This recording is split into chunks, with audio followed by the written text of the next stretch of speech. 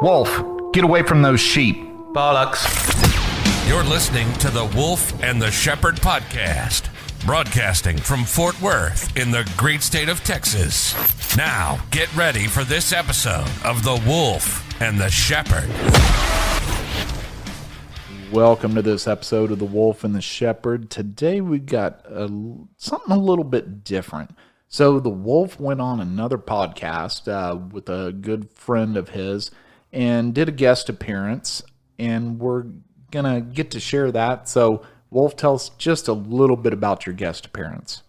Well, it's actually somebody I've known for almost 20 years, and I coached them at soccer, but alas, they grew up, got married, had a kid, and started a podcast. Oh, nice. Yeah.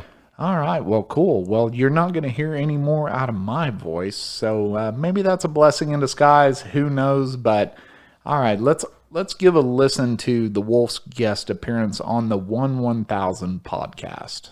This is the 100,000 podcast. We are an audio magazine keeping it 100, exploring 1,000 topics. I'm your host, Rabi Abihana, and today we are talking with Tristan Abbott.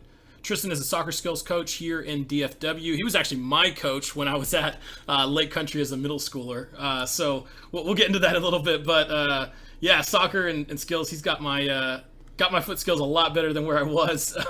He also does he is a cyber security contractor and a podcaster at the Wolf and the Shepherd podcast. It is in the top 0.5% of all podcasts in the world. So we're just a little bit ahead of him on the list. We're not even close to what he's doing, but really, really good stuff there.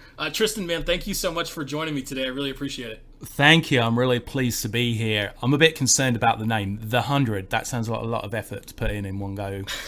Yeah, the 100,000. Yeah. We have to keep it 100. So I can't do any 99, 97, none of that. I'm used to keeping it at around about 40, to be honest with you. Yeah. Okay, well, we'll just hit the off note and we'll be done for today. The less effort option. Yeah. Yeah. Well, thanks for jumping on with me today. I mean, you are most well known for, I would say right now, and getting a lot of attention for the Wolf and the Shepherd in the podcast that you guys started. Tell me a little bit about that. Tell me a little bit about jumping in the podcast game. Was this something you had wanted to do for a while? Was it just kind of a whim that became a dream and became a reality really quickly, or how did you guys jump into it? I think for me, it wasn't anything that I ever set out to do. I think even when I was on the path to doing it, I still wasn't that on board. My friend Max, who's the Shepherd in the Wolf and the Shepherd podcast, he had the idea at the beginning of COVID that people were going to be home a lot more, maybe listening, to podcasts. And we'd been sitting around talking for about 5 years, not about the same thing. We're normally quicker at solving problems than that. But he had this idea that, hey, look, we just sit around and talk about random stuff anyway. Why not let's just do a podcast on it, put it out there? And I said no for about 6 months. And one day he just said, hey, let's just record something. And it was terrible, but I think we did end up releasing it. And we kind of went from there. And now we're about 92, 93 episodes in. And it's certainly become easy. You just go in there and you just have fun. You sit down and talk. But it certainly wasn't something I was on board with to begin with, because it sounded like a lot of work. But once you get into it, it's really not much work at all. Yeah. Well, how did you guys come up with the name, The Wolf and the Shepherd? Now, I know that the Wolf has been a persona of yours that you've carried since I was a wee 12, 13, 14-year-old. So. Yeah, I'd had that nickname since I was about 5. I got it from watching an episode of Scooby-Doo, and they came across a werewolf, and Scooby and Shaggy would obviously, try and hide every time they heard the wolf howl.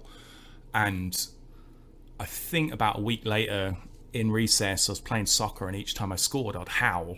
And so I ended up like the nickname The Wolf. And that's how I got it. Now, as for the Wolf and the Shepherd podcast, my friend came up with this idea, would it be cool if the wolf and the shepherd actually just sat down and talked to each other and realized that they're both really just doing a job? The shepherd's trying to look after the sheep, the wolf's just trying to feed his family. Yeah. And they might find out they have a lot more in common than they don't have. And so that was the premise, or at least the kind of philosophical backdrop to it. And my angle was, well, maybe the wolf and the shepherd are the same person. You know, like you go into duality, that it's different aspects, different personality traits, that sometimes you have to be the wolf in your own life, sometimes you have to be the shepherd. Yeah. So that sounded all very complex and, you know, existential, but really it was just the first kind of name we came up with after sitting around for a bit.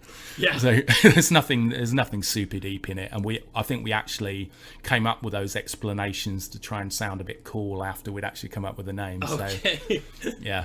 Well, that's kind of how things. I mean, that's how things work for this podcast. I was sitting around going like, okay, what do I name this? I mean, I'm just not very good with titles in general. And I was like, just trying to think through. I was like, well, what do I want to do with this? Well, keep it real. I want people to give 100% when they come here, and I want them to be fully honest. So 100, and I want to talk about a lot of different things. And I thought, well, what about the 100,000? And just call it the 100,000 and stick two things together, which actually mean two different things. I looked it up.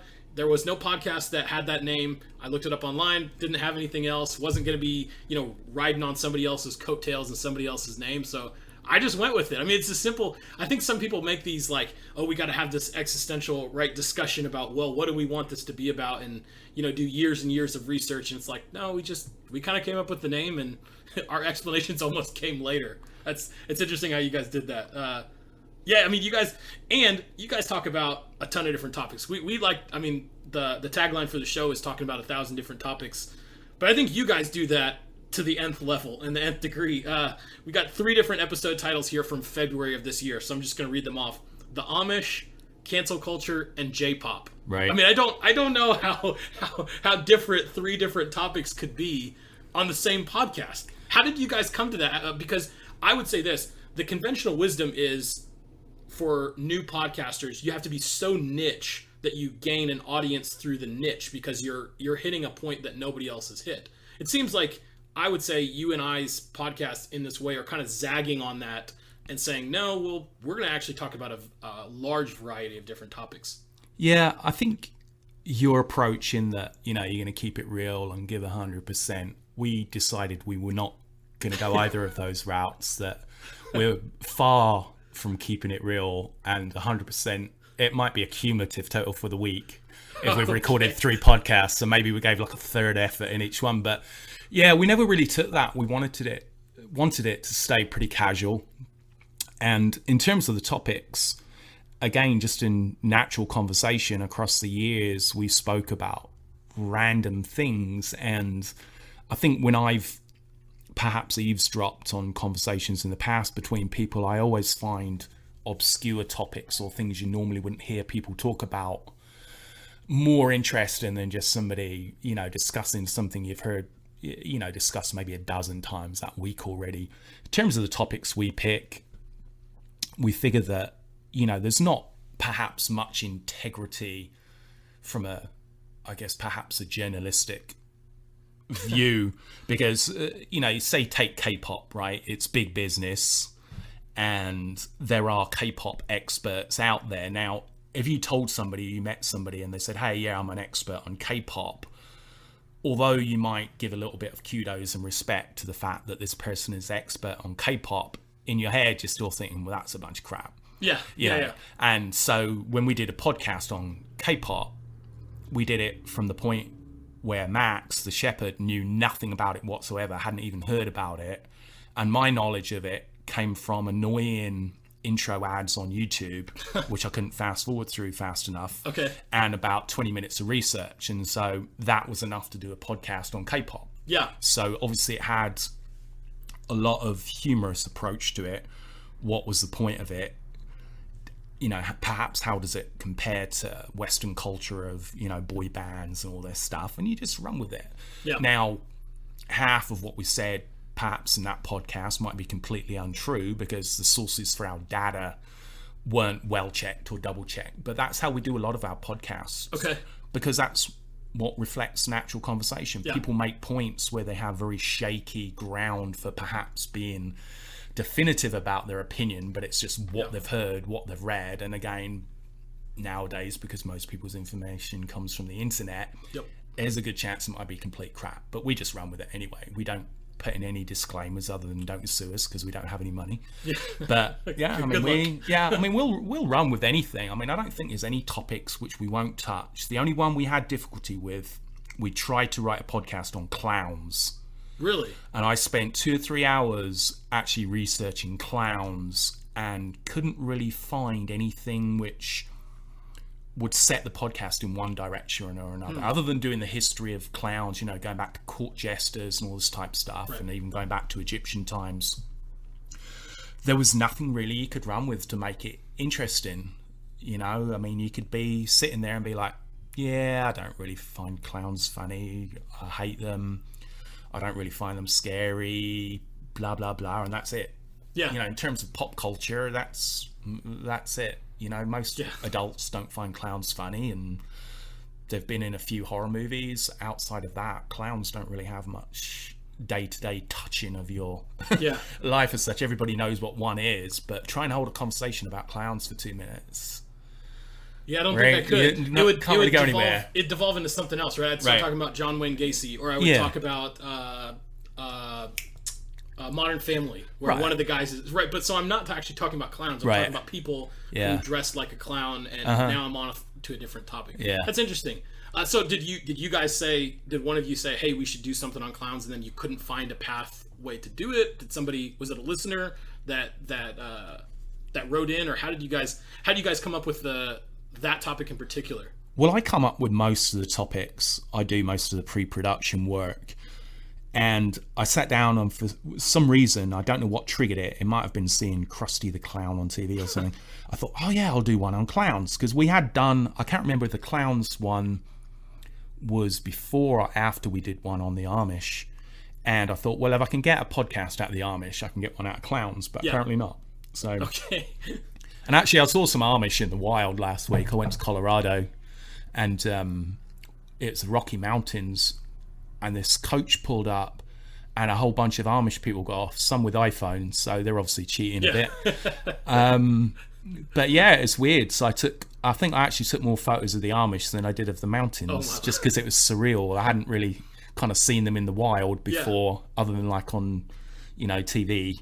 Right. Yeah. But, yeah, well, you've given me a challenge with clowns. Maybe I can. Yeah. I'm in 1,000 topics. Maybe that'll be one of the episodes that I figure out, and maybe I'll have you on for that. Now, I think if I could get somebody who's an actual clown, a professional clown, okay, not one who's been convicted for, paedophilia or something, get an interesting guest on, just a day-to-day life of a clown, because I know there's this, I don't know if it's this romantic type image that, the face is painted smiling, but underneath they're really sad and all that crap, but I think I'd like them just to sit there and be like, yeah, it's just a job, but I can't say I enjoy it, but it's easy. And then, put some makeup on my face, go, throw some foam pies around for 30 minutes, collect my $200 check, and then I go home. Yeah. And I think that's probably maybe the same as people who play Santa at Christmas. They put the suit on, collect a paycheck, go home. I don't think they have any intrinsic link with Santa. Right. I think it's the same thing with clowns, and that's probably why it doesn't have that much legwork in it.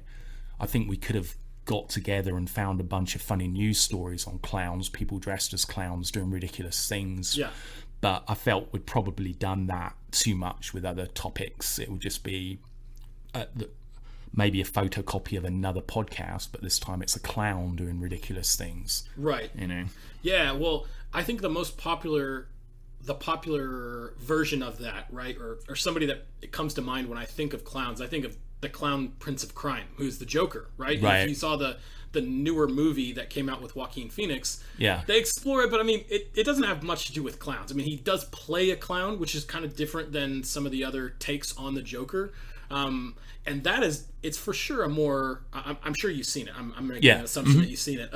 But it's definitely the sad clown, and the sad demented clown, and the sad demented mental unstable clown. But I mean, those are the, I mean, I'm trying to rack my brain for like pop culture references, and it's the Joker, John Wayne Gacy, and I don't know, maybe some TV shows or something. Yeah, I can't really think of any. Well, I think there's always been something slightly sinister about clowns, which why perhaps over this last 5-6 years, it's translated into a new kind of horror movie genre. Obviously, Stephen King's book It, had its first made-for-TV, adaptation like decades ago. But clowns have always had a bit of a creepy thing to them, even though they're supposed to be this symbol of,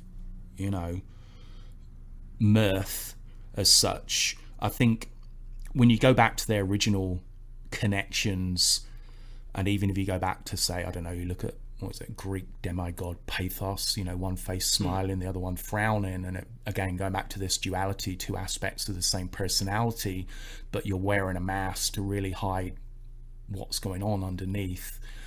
With clowns, I think, like I said, there's always an uneasiness with them, but kids don't see it. When you're a kid, it's like, oh, it's a clown, it's somebody dressed funny, but they only start becoming sinister and a bit scary when you grow into an adult, where normally those type of things would be the other way around. You'd be like with a kid, oh, there's no reason to be scared of that. Yeah. But they're not scared of a clown, but then, they get 10 years older and it suddenly becomes creepy. You see a clown on the side of the road, instead of the kid laughing, you're driving kind of like, all right, I know I'm in a school zone, but I'm going to be going 60. Yeah. Yeah. Wow. No, I hadn't thought of how that kind of gets flipped. Because you're right. If I saw a clown stopped on the side of the road, I'm probably not stopping to help them change the tire. Right. Yeah. I don't think so. Yeah. Versus, if somebody's dressed like a doctor, or a firefighter or something. Anybody else, basically any other costume, I'm not thinking, oh, what a weirdo. But if it's a clown, I'm blowing right past you. There's got to be easier ways of getting famous than being the victim of some clown who's raped and murdered you at the side of the road. So, plus, I'm figuring if you can afford the clown outfit, you've also got some type of roadside assistance service which you should be calling in, rather than relying on random people to stop and help a clown change a tire. Oh man, success rate's got to be low, to be honest. It's got to be low. Got to be pretty low. You probably go into it knowing I gotta get AAA to come help me, because I'm not gonna be able to do it. Right. Well, okay, so clown episode didn't work. Right. Tell me your favorite episode so far. Maybe not the best one, maybe not the one that got the most downloads, but just your personal. Oh man, I love this episode. Was it a guest? Was it just you and your co-host going back and forth? Well, I think there's been a few. In terms of interviews, we keep most of them pretty serious because we let the guest drive it.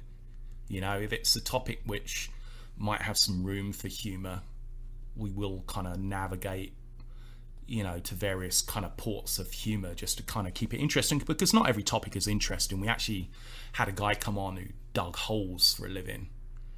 And before we had him on, we thought, oh, right, the questions we're going to ask him, kind of what's the deepest hole you've ever dug? If you ever dug down and discovered something freaky, like hit a buried body, or come across something like, what on earth is this? Discovered a dinosaur, or digging holes for oil. So anyway, it turns out this dude who digs a hole only digs like between 12 and 18 inch holes, and he tends to do it in people's backyards if they're like having a foundation for like a patio or something put down. Oh, no. So that's probably on us. We should have done a bit more research. And I was gonna say, I could beat that guy. We didn't. I can get lower than 18 inches. Oh my goodness, we didn't. We didn't discover the depth of his hole digging until about 5 minutes into the podcast. Oh, no. And it's like, let's try and drag at least 30 minutes out of shallow hole digging. So, you went there, do you have any funny stories, kind of thing? No, not really.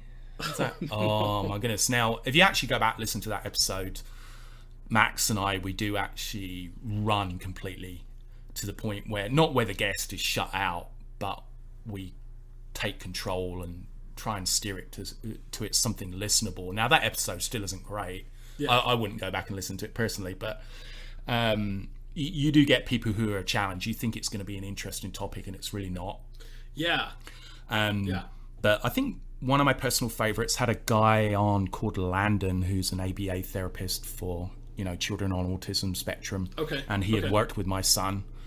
And, he was a really interesting guy. I mean, I'd had 100 conversations with him before about stuff, but, him telling his story of why he's involved in it, his vision and his understanding, why he likes working with kids, although it was a very personal issue to me, I found it a very interesting, topic as to why somebody would go that route, because if you want to work with kids, it's not the easiest route, because you're not seeing neurotypical kids. You're seeing kids which, internally and externally, are going through various issues, and it can be quite heartbreaking, but you need people like that in the world who will work with people who struggle, to make the world a better place. I mean, if you've got elderly relatives who are sick or need care, you need people, even though it's a heartbreaking profession in a way, to be able to step up and not break down all the time in tears, not be overcome emotionally. And so I think that was probably one of my favorite serious interviews we did, because it was a very personal thing, and it opened my eyes to it, something which I don't think I could do, although I have a good relationship with kids and stuff, having worked with them for close to 30 years. I think kids in any type of turmoil or distress, I'm too sensitive to be able to work with that. I'd just come home and cry all night till I fell asleep. Yeah. And then wake up and probably cry some more. But right, yeah. Well, I got an interesting question, not on our list at all, but why do you think occupations like that, or people that work in hospice care, or mental health professionals, people that really do have to do work that is, I would say, significantly more taxing, maybe emotionally, why do you think that they're not rewarded with higher salaries and things like that? Do you think it's just they don't really generate revenue? Maybe, the CEO of a Fortune 500 company that's generating millions and billions of dollars worth of revenue. Because I think that most people and society would say, man, those people, wow, what a servant. Even if you're not a Christian, or even don't come in from that standpoint, you would say, man, somebody that works with children that are on the autistic spectrum, wow, that must be a really special person. And so I guess my question is, why don't we reward them more financially? Why don't we see that? Why don't we see that follow maybe the respect that's given to them just generally? Well, I think in almost any occupation in the United States, and perhaps the Western world in general, that people are rewarded for the amount of money their occupational work brings in, not necessarily the value socially of what they do. People talk about teachers, and they tend to be polarized in terms of views of teachers are overpaid or underpaid. And perhaps some of the more prominent news stories over the last few months, where you have people refusing to go back to school and teach in person, even though the data, regardless of your thoughts on how dangerous COVID is, that the data says young people are under very little danger. There's more, I think to date, there's actually been more people died as an adverse reaction to the vaccine at a young age than there have actually died of COVID at a young age. Wow. And that's so incredibly ironic. So, young people are not at risk. And for a teacher to say, well, I don't want to go back in the classroom because I don't want to put myself at risk. Well, if you do believe in, the effectiveness of masks or the COVID vaccine, etc., there's got to be a point where you run out of excuses that, you're just lazy, you don't want to go back. Right. Zoom education is no way to get an education. There's actually been more kids committed suicide where either the notes that have been left or the conversations they've had with family members or friends that, when they've described the depression from the isolation in COVID, then again, young people who have actually died from COVID. So this has been an horrific experience for kids.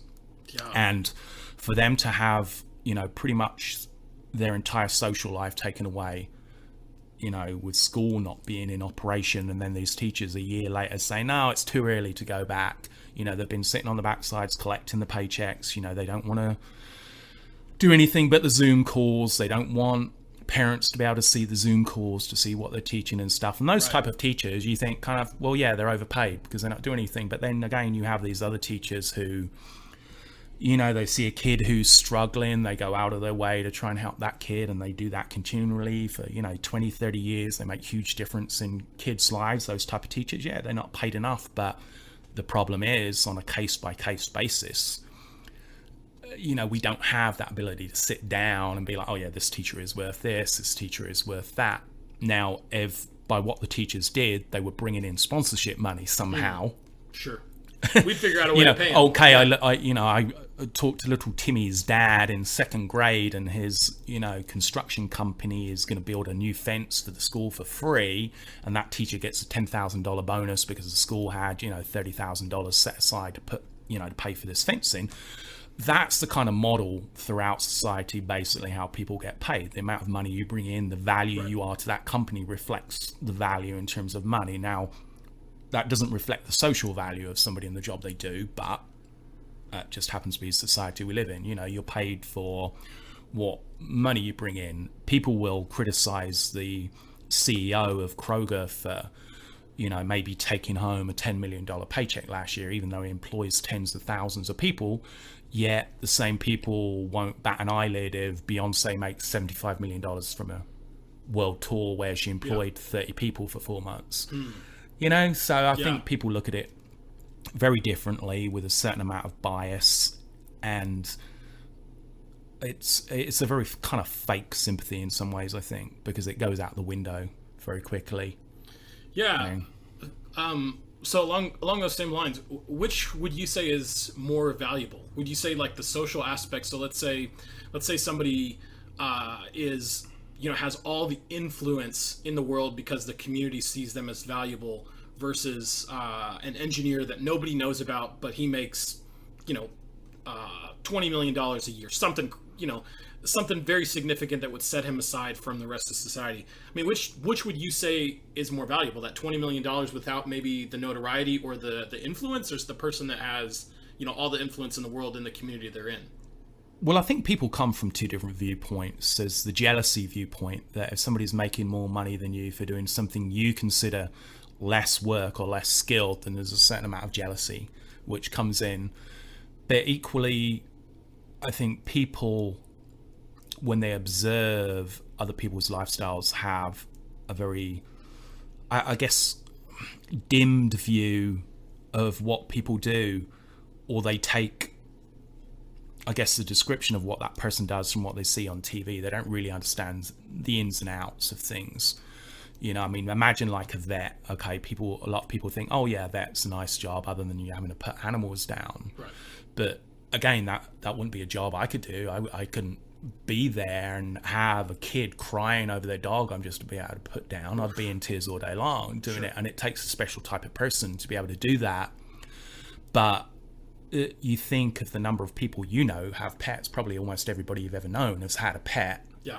And at some point, obviously pets die, and having somebody who makes that process easier for you, keeping your pet healthy, and then when it comes time for your pet to be put down, somebody who makes that whole transition easier. To me, that's a job I couldn't do. But I look at some other jobs and I think, well, yeah, I could do that. If I sat down, read a book, watched a YouTube video, I could do that. Now I know that's kind of underplaying perhaps the amount of work you need to do some jobs, but generally I look at some jobs and think, yeah, I could do that. Yeah. And I think the value people place, like I said, it shifts. People like, during the pandemic, people were, doctors and nurses deserve, so much more money for dealing with this. Well, yeah, it's a job for one. Right. And believe it or not, there are a lot more dangerous things in the world of being a doctor and a nurse than COVID. But all of a sudden people are like, now they deserve more money. What about the technician who's working in the laboratory where they're trying to find a cure for cancer, and his entire job all day long, maybe he works 50 hours a week, is cleaning off slides, cleaning out Petri dishes, making sure that room's spotless so people, how is he not just as valuable as that guy? He's technically maybe just a cleaner, lab technician or whatever, but the importance of what he does to make sure, laying the groundwork that people can go in there and work off the bat and have confidence what they're working with is untainted. People like that have a great value. So I really kind of dislike placing, I guess, a value on what people contribute, especially when I don't really understand perhaps how that wage is set. Who sets the going rate for what a lab technician gets? Is it the value they provide? Is it, obviously people are better at cleaning than others. If I go in there and clean, then Ebola's going to break out before lunchtime. So but you get some people and they might be incredible at it. So But the point is, if I went in there as an entry level, and I'd be being paid the same amount of money as somebody who went in there and did it and was awesome at it. Same thing, you think musicians, I mean, there's so many musicians who you can listen to and think, well, this is horrible. Right. But, they're millionaires many times over. And then you've got, maybe an indie artist or somebody you hear, when you're out at a restaurant, you think, oh, this is really good. And this person's, maybe being paid $20 for the hour. Yeah. So it's not a case on what you bring to the table. It's really what you bring to the table for other people which sets your wage. Yeah, no, that's a great point. It really is, and there's a lot more factors than just skill level, right? Because in using musicians is a great example, because some of the greatest musicians will never, they won't have the right marketing, they won't have the right promoter, they won't have the right, for whatever number of different various factors, they'll never be more popular, even though their skill level is higher than, some of these now, especially with the invent of auto-tune. I mean, so many of these singers, really, you just need a body that is able to do all the things that the people in the back are kind of pulling strings on. And now you have a pop artist, right? And you don't actually need vocal talent, which you would think would be who has the best vocal? You sit around a table and you're in a music studio and you're thinking, well, how do we sell more records? Well, we need the best vocal artist. Like, that's not even what they're looking for. Right. They're thinking, we're going to do this map, we're going to create this star, and all we need is the person who will be able to fit, almost similar to like a movie role, right? When you script out a movie, except this is real life, but you hear these music producers and music executives talk about this, that we're looking for a certain type of person, and yet there's somebody at the Applebee's down the road that has more vocal talent. Yeah, and I think that's a little bit different between, I guess, actors and singers, because right up perhaps into the 70s, for you to be a musical artist, I think you did actually have to have some talent and be able to sing. Sure. There were a few novelty exclusions to that, but if you were a singer, you were expected to be able to sing. Okay, but you take the early 70s, mid 70s, probably the pre-punk era, where it was more about the passion in the music than perhaps the quality of musicianship.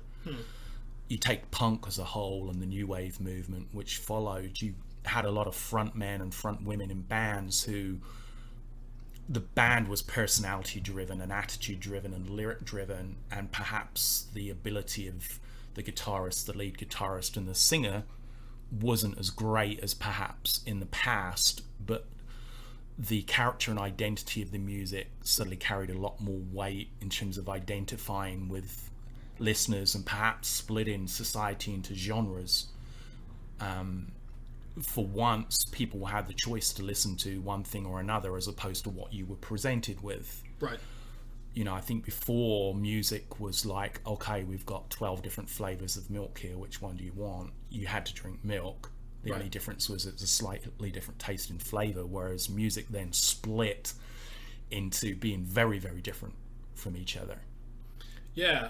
Do you think like it was just the advent of the like the technology getting a lot better, and maybe, I mean, the Stones and the Beatles, obviously, they started incorporating, and they carry a lot of the I guess the fame for, the Beatles specifically. Well, they started doing sound that, nobody had heard before, and they were doing all these they were experimenting with different musical styles. Do you think it was them? Do you think it was technology? Do you think, is there a different factor that I'm not even putting in place? Well, I think, using the Beatles and the Stones as an example, the Beatles were presented as more of a clean cut type thing, and the Rolling Stones a little bit more rebellious, and yet now you look back and you read the biographies and making of the band, and they were both the same in terms of living things to excess, especially John Lennon, and for the Beatles and Keith Richards probably with the Rolling Stones, two people who led pretty interesting lives, pretty deviant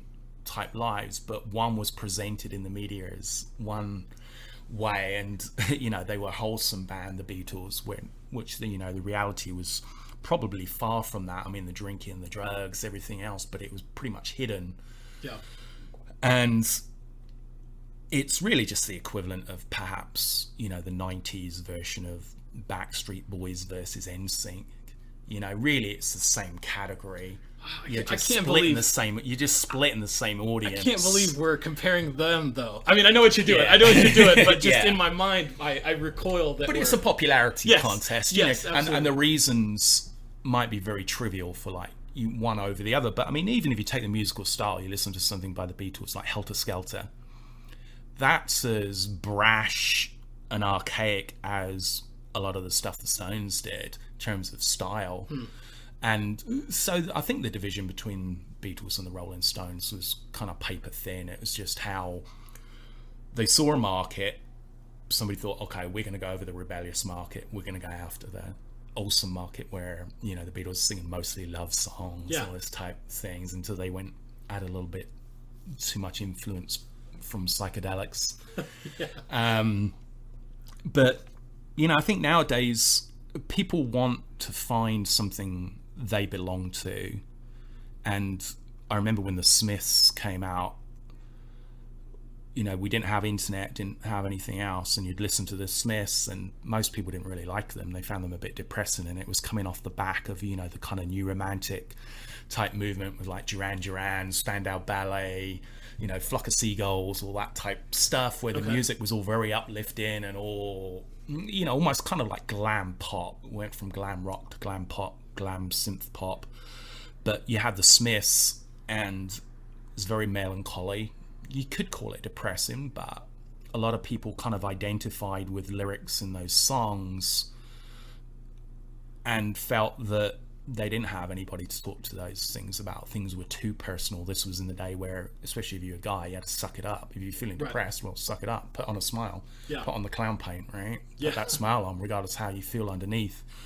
And people didn't know there were other people out there who felt like that because you just didn't talk about it. It was easy to get disillusioned and stay disillusioned. And I think you had a whole generation of people who stayed disillusioned their whole life because they had no outlet, socially with friends or family to talk about weaknesses. Something like unrequited love can mess up 2 or 3 years of your life because you're pining, for somebody, and yet you don't tell anybody, you don't tell the target of that, love, and people go through it and they feel almost like they're freaks, like nobody else is going through it. And musical lyrics, again with the example of the Smiths, you found a way to identify as like somebody's singing my song, talking about how difficult this is, but then you're feeling like this is truly a personal relationship between me and this band and these lyrics because they apply to me. And then you don't know, but there's 10 other million people out there who are feeling exactly the same way. But with the beauty of the internet and social media, people were able to find each other, other than, okay, I'm going to go to this, watch the Smiths, who knows who's going to turn up, and then you're there among 30,000 people who feel exactly the same way as you do. And now it's easier to find those groups and live that type of inclusion 365 days a year. Now you can be yourself because you can find somebody else to identify with. That opportunity didn't used to exist, and I think that's why there's probably been more focus on mental health over this last 10-15 years, because people are more willing to speak knowing that there's other people suffering like I'm suffering. Because what was the benefit before about speaking up about weaknesses other than perhaps showing that you've got weaknesses? You wouldn't think it would help somebody else. Vulnerability wasn't seen as a positive trait. Right now you got people like Brene Brown who's like championing vulnerability, and so now it almost seems like there's almost this Olympics of who can be the most vulnerable. I think it's gone. I think it's gone too far. I mean, I know people joke about it, but both people on the left and the right joke about this whole nanny culture now, where people need to be kept in diapers until they're 18 years old, in a way that you can't let them make their own mistakes. Now I know both you and I growing up, we made mistakes, and some of them were great teaching points. Some things, the teaching points don't come out till years later, because if you don't understand the motivation of why you did something, perhaps that learning point doesn't come out until you do understand why you did that thing.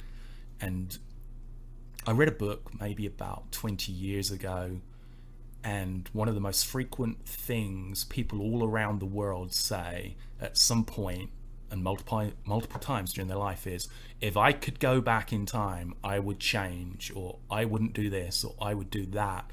And the truth is, if you did go back in time without the benefit of that knowledge of that event, you would more than likely make that exact same choice again, because there was a reason why you made that choice. What you think is something off the cuff and just a random choice isn't. There's a reason you chose tails. You were always going to choose tails. Now, it might be a 1 in 1,000. There might be something, but now you're going into this whole alternate universe. What would have made it suddenly turn to heads at that time? But you feel there's no motivation for you choosing tails. But there might have been 100 different things which made you choose tails. And you choosing that tails that one night may have led you to having that extra shot of alcohol, which makes you drive home and you shouldn't have, and you crash, you could have killed somebody. And so something as insignificant as tossing a coin and choosing had a great deal of influence on it. And so you could say, oh, I could go back in time, so I'd chosen heads. Well, no, you wouldn't have. You'd have gone back in time and chosen tails. Yeah, well, and some of the ways that we even know how memory works now, right? And they did this, I can't remember which research group did it, but they did it with using 9/11 and saying, so like the day after 9/11, they pulled in something like 1,000 different people, and they said, give your recount of your experiences on the day of 9/11. This is like 9/12, 9, and like the week after that. And so they got pretty well, right? So people remember usually yesterday and the day before and those kind of things, and even a week. You can have a pretty good memory of what happened. So what they did was they compared them. They brought them in a year later, and they tried to have them say, like, what was your experience that day? Compared it. I think they did it 5 years, and then at 10 years, I believe. And they showed how, and they would play it for them at like the 20-year mark. They're playing, this is what you said the day of, this is what you said a year later, this is what you said 5 years later. And what they realized was your brain starts to take, it can't make a 100% clear picture of what you remember that day. And so what it does is it pulls these memories from other places that you're not aware of, and certainly the researcher has no idea, but it begins to build these stories, and you believe they're true, and nobody can convince you of them unless somebody says, listen, here's your voice from the day after saying what you did. But if you would ask that person at the 20-year mark, where were you, they would say, oh, I walked out of the room and I went left. And you're telling them, no, you don't understand, you actually went right. And so I go down that point to say, our brains, I'm sure, with some of this stuff, remember these different, poor choices or choices that we made, and we forget the reasons for why we even made that choice in the beginning, because it didn't work out for us, right? So we erase it, or we take it as, that was just a bad choice. Rather than, I bet if we went back, if we had a time machine, went back in the moment, like you said, I think we would realize, and not with every choice, right? You can't just say this is every single choice. But I think that plays a bigger factor. I think we remember, and our memory betrays us at times. Yeah, I think a certain amount of that is self-protectionism. We all have things which trigger us more than others, and some, whether it be visualizations or sounds, stick with us more than others, and we tend to cut out things we find uncomfortable. Mostly on a subconscious level, you'll find your subconscious will rewrite your memory of something to make it palatable. Some experiences or memories can be so extreme that your subconscious tries to shut it out altogether. And anything which might act as a trigger to bring back that memory, again, your subconscious works overtime to try and, soften that trigger so it doesn't bring back certain memories. But it's funny you bring up this topic, because literally last night, talking earlier about my son who has autism, he's going through a period at the moment where on my phone he's constantly going through the album of his own photos right from when he was born, and I've got about 3,000 photos and videos on my phone of him. But I also have on a jump drive, I don't know, maybe like about 500 photos and videos which I copied onto the jump drive and I plugged into the Xbox and I actually show on the big TV.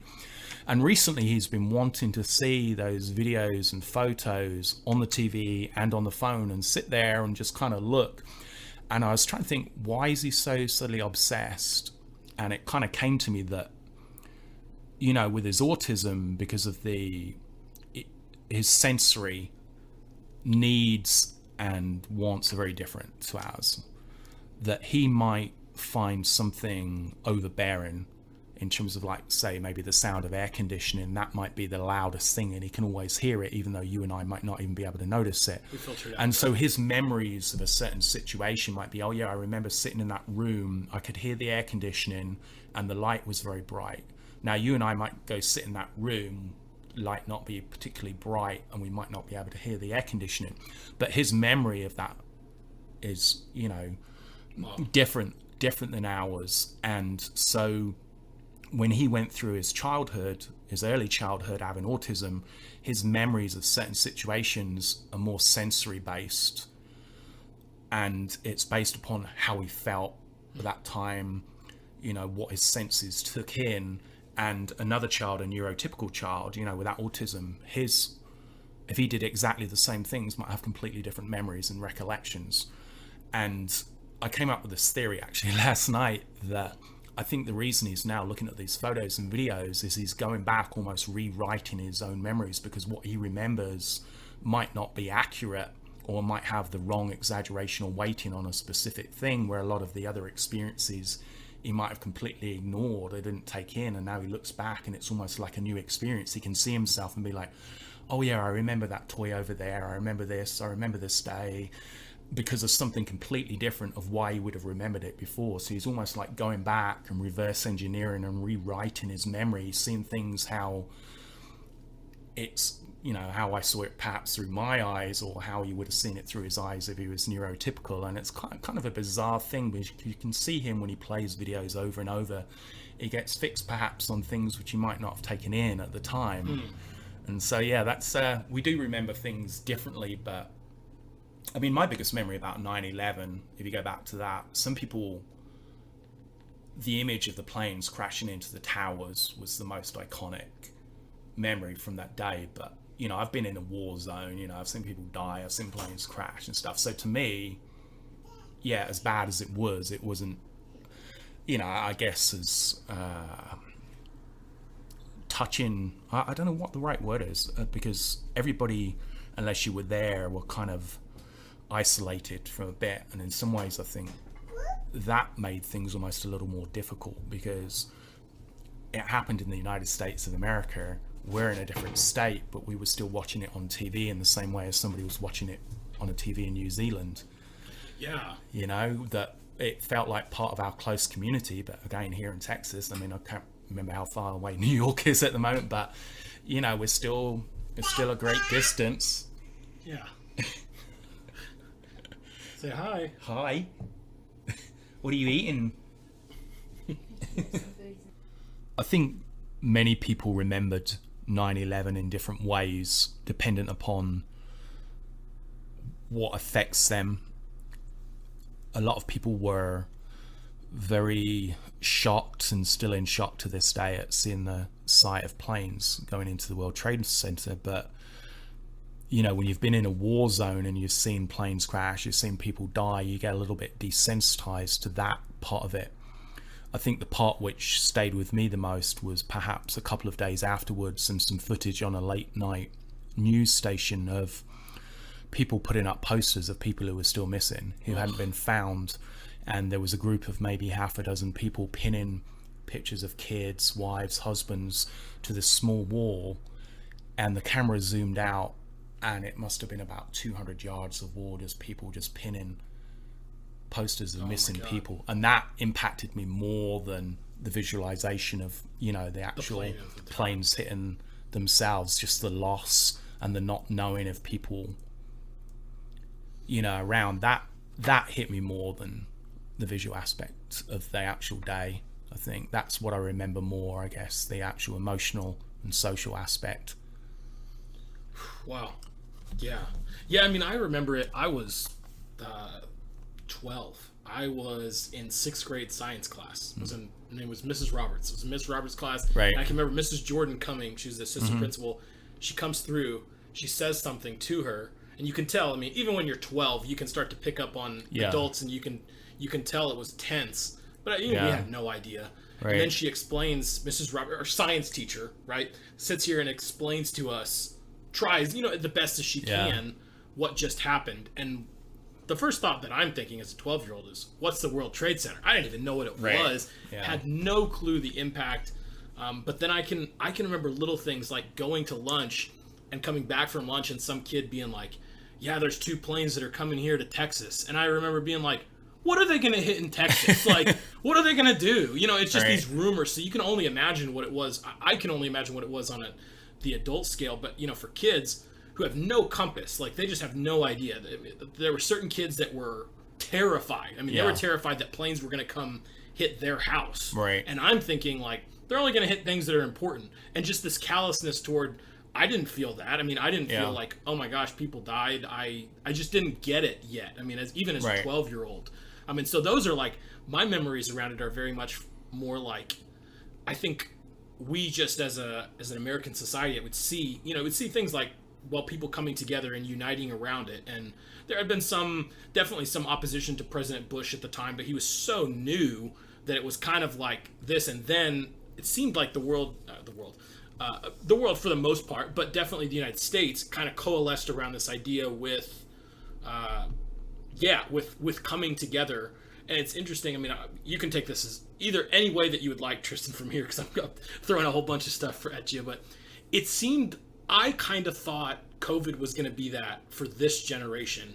And it seems like it's not. It does not seem like something that's coalesced together. It seems like we've become more divided, more what's the word? More polarized. I don't know. So you could take that any direction that you like from there. Yeah, I feel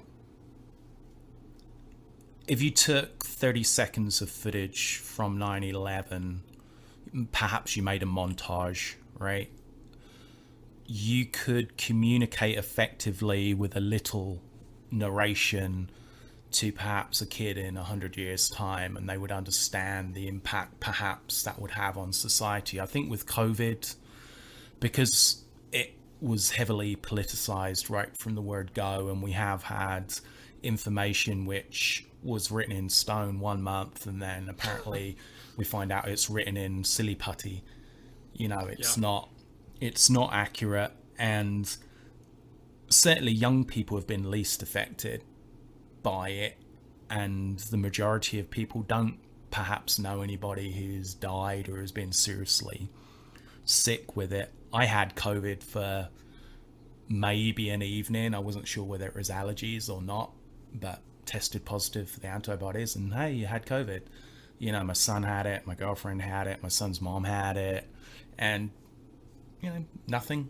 I mean, it was really, really nothing. It didn't impact us at all. And we don't know anybody who's been really sick with it. I know tons of people who have had it, but everybody's just had the kind of mild cold symptoms, really. So, you know, it hasn't had such a widespread impact on everybody. And so because everybody has a completely different experience, I don't think it has that unifying factor where you could just show, perhaps, like I said, the images from the World Trade Center with some narration, probably show that to any kids in any country in the world of a certain age, this is with kids, and they would see that, and you know, they would understand what type of impact that would have. You know, it's visually disturbing, and you can understand the aftermath.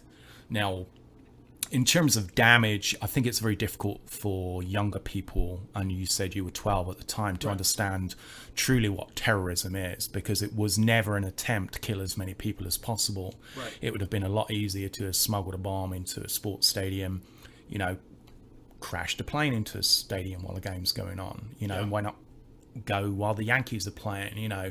So it wasn't about loss of life. It was about destroying previously untouchable things like the Pentagon, or iconic things such as the World Trade Centers that we can strike at the heart of, you know, Western civilization and affect the things that matter. You know, loss of life, you have to remember, you know, the United States had been through 2 world wars in the previous century and had massive loss of life over a longer period.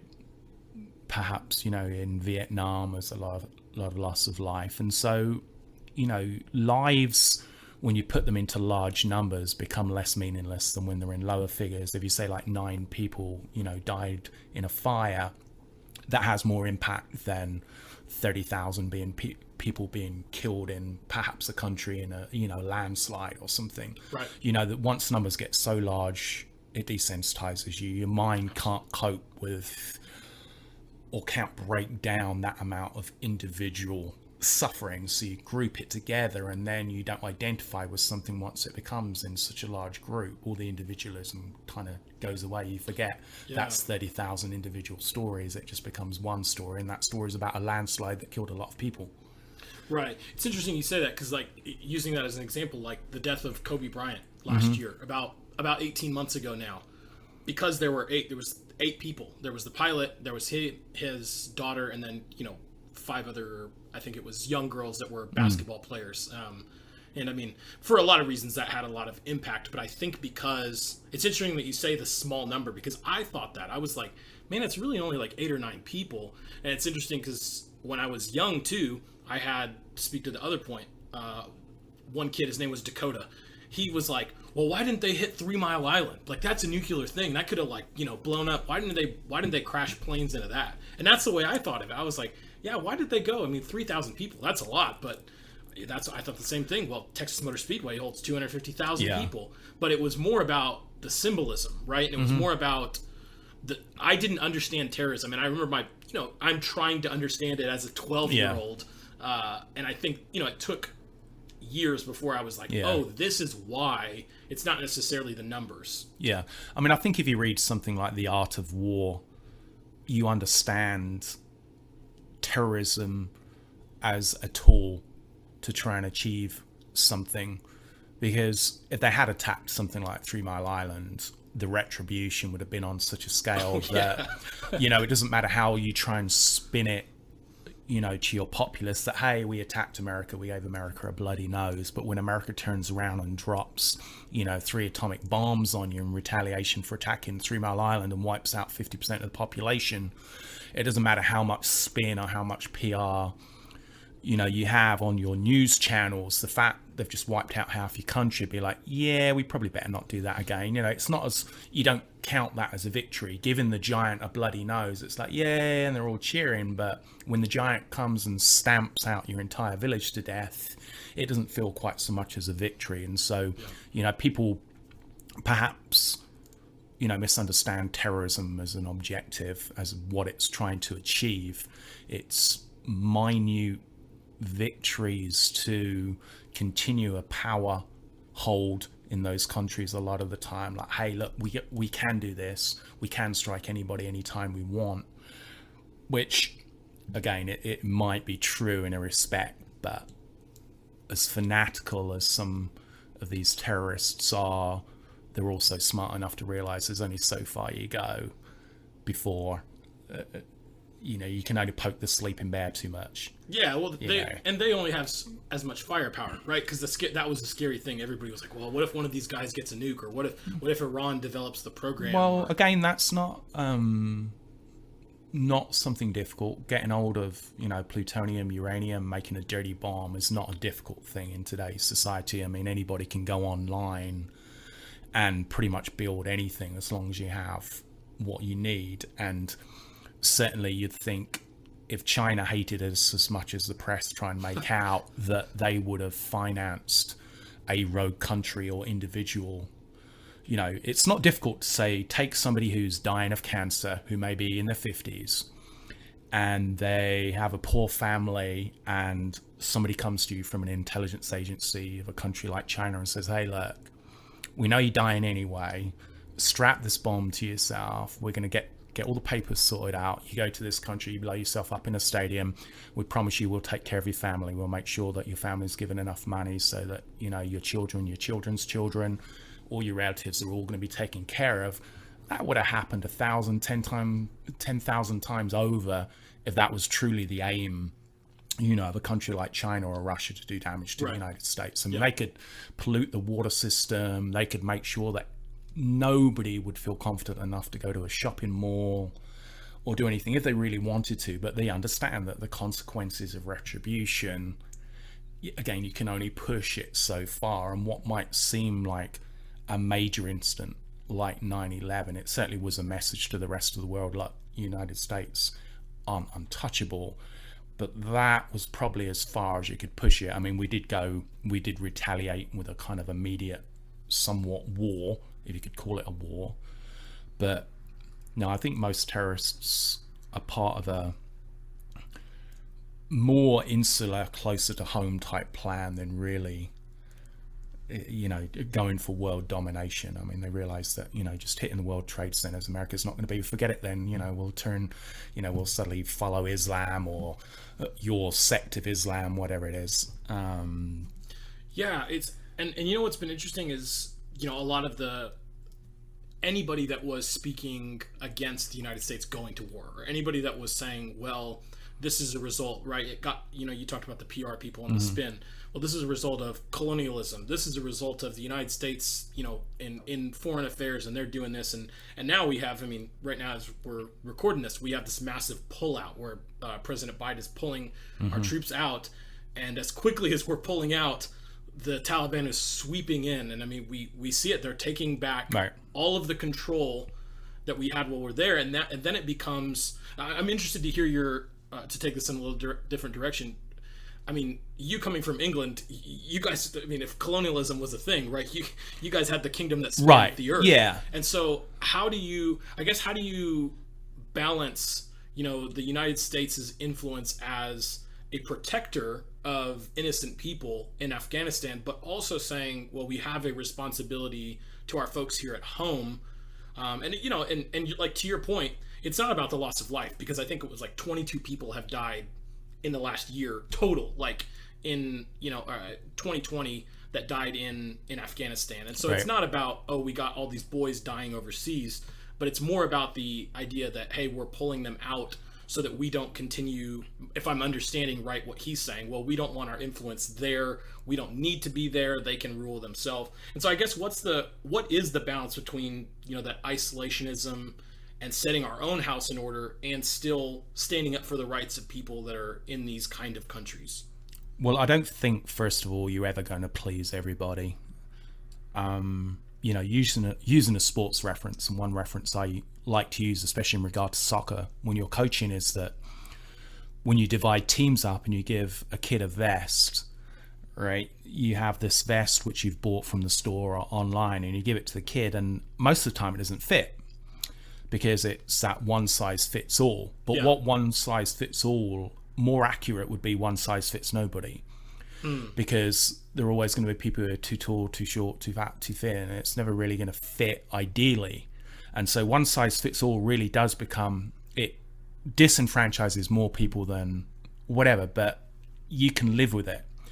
And I think America's role in the world, as long as it's not too extreme, that the rest of the world, I guess, puts up with it because they don't want to get involved, for one. I think they see the mess in the Middle East and realize that if it goes unchecked, certainly 3 or 4 rogue nations getting hold of, the capacity to be able to build nuclear weapons is unsafe, even if you're a country like Switzerland, which tends to keep neutral through everything. But the thing is, if I bombed your apartment complex across the road, it's not going to not have an effect on you. Yeah. And it's the same thing with countries. You have to understand that if you're neighboring a country which is the enemy of somebody else, then you're going to be affected one way or another. Absolutely. And so the rest of the world, they like to say, oh, America's a big bully, it gets involved in foreign policy where it shouldn't, but secretly they kind of welcome it because they see the need for it, but either don't have the strength or influence themselves to do it, or they just too scared because not every country has the ability to be able to fight a dirty war. And we've found out, right, going back through from Vietnam, right up to date in Afghanistan, fighting dirty wars is a long drawn out process with very little victory to celebrate. When you hear on the news that, oh, we killed 30 Taliban commanders, people don't understand what scale and what that means. So we killed 30. If we'd have killed 50, what difference would that have made? If we'd have only killed 5, what does that make? And it's hard to measure success. And people traditionally have measured wars by either you've won or lost them, and all right, the war's over, we're bringing everybody home. Was that a victory? I don't know. I don't know if you could count Afghanistan as a victory. That was an area of the world which has had a power vacuum, which everybody, whether it be tribes, Russian interference, or us going over there, everybody's tried to fill that vacuum, but it's never worked. I think Afghanistan is one of those places in the world where it is tribal, and you're always going to have tribes fighting, and there will never be peace, because the people who are actually indigenous to that area, they've come from a tribal history. They used to be in tribal. I don't think there's anything which is going to unify those people, because there's hundreds, if not thousands, of years of bad blood. Yeah, it's very different than I think we've grown up. I'll just say for myself. I mean, I've grown up in the idea of a nation state is just the way that people. I just assumed, oh, that's how they organize themselves. Oh, I'm an American. This period, this group of people is this. But even like using a country like Germany, where like, yes, they're all German, but you have like the Kingdom of Bavaria, or you have like hundreds of different identities, even in there, and then you go, well. Take it to Afghanistan, who like nobody there is saying like I'm from Afghanistan. Like that's where I see my identity. They see themselves, right, like you said, like a tribal identity. Yeah. And so they don't fit in the boxes that maybe you could say the West, but let's just say the map makers, for lack of a better term, the people who draw maps, like, and say, oh well, all of these people now identify. You see this with the Kurds in Iraq and. But yeah, I think it's hard for us to understand that, because we just assume, I'll just say for myself, I guess I just assumed growing up, oh, well, they see themselves, that Afghanistan, those people are the bad guys. That's just how I saw it. I didn't see, well, Osama doesn't see himself as a leader of Afghanistan. He sees himself as a leader of more of an idea and more of a tribal chief rather than a president, right? And do we have, I mean, maybe, I don't know, maybe I'm way off in the weeds, but it doesn't seem like we have good categories, and so we Westerners can't see that and understand it, maybe. Or maybe I'm off, that doesn't make any sense. Well, I think we felt part of the pressure on the world stage, especially when it comes to foreign policy, is that we're taught in the Western world from a very young age that if you see something which you perceive as injustice, that you're almost just as bad as the perpetrator if you don't get involved and try and stop it.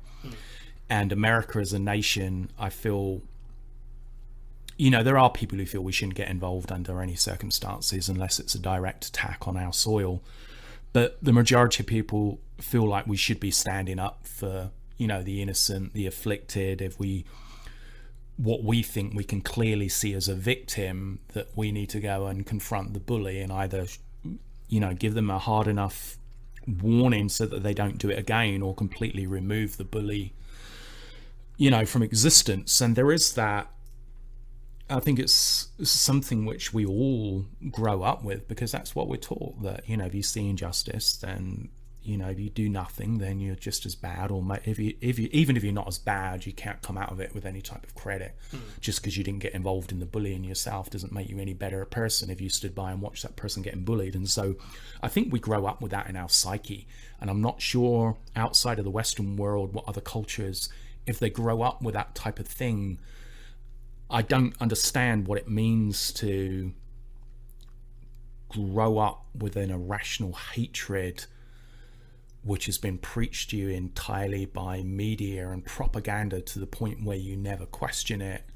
But then we could turn around and be like, okay, well, why do people have a mistrust of Russia or China? I mean, we haven't gone to war against either country. Yeah, we had a Cold War, but that was more like a couple have had an argument and not talking to each other. It wasn't really a war, but our propaganda in the West did enough to make us mistrust China and Russia, and we accuse them of human rights violations, but we put the microscope on ourselves and our own history, whether it be from where I'm from in England, or here in the United States. It's not like we're innocent of yeah, definitely not. Throwing our aggression around the world and, I guess, looting the resources when it suited us. So yeah, it's Yeah, it's difficult. I don't think there's any right or wrong answer about interventionism. Certainly, if something happens and we didn't get involved, there's a certain weight of individual guilt and national guilt. If that thing then gets worse, so it's like, well, okay, we could have prevented it. But then obviously you're going to meet the other side of people being like, we shouldn't get involved. It's not our war. It's not our place. I don't think there is a right or wrong answer.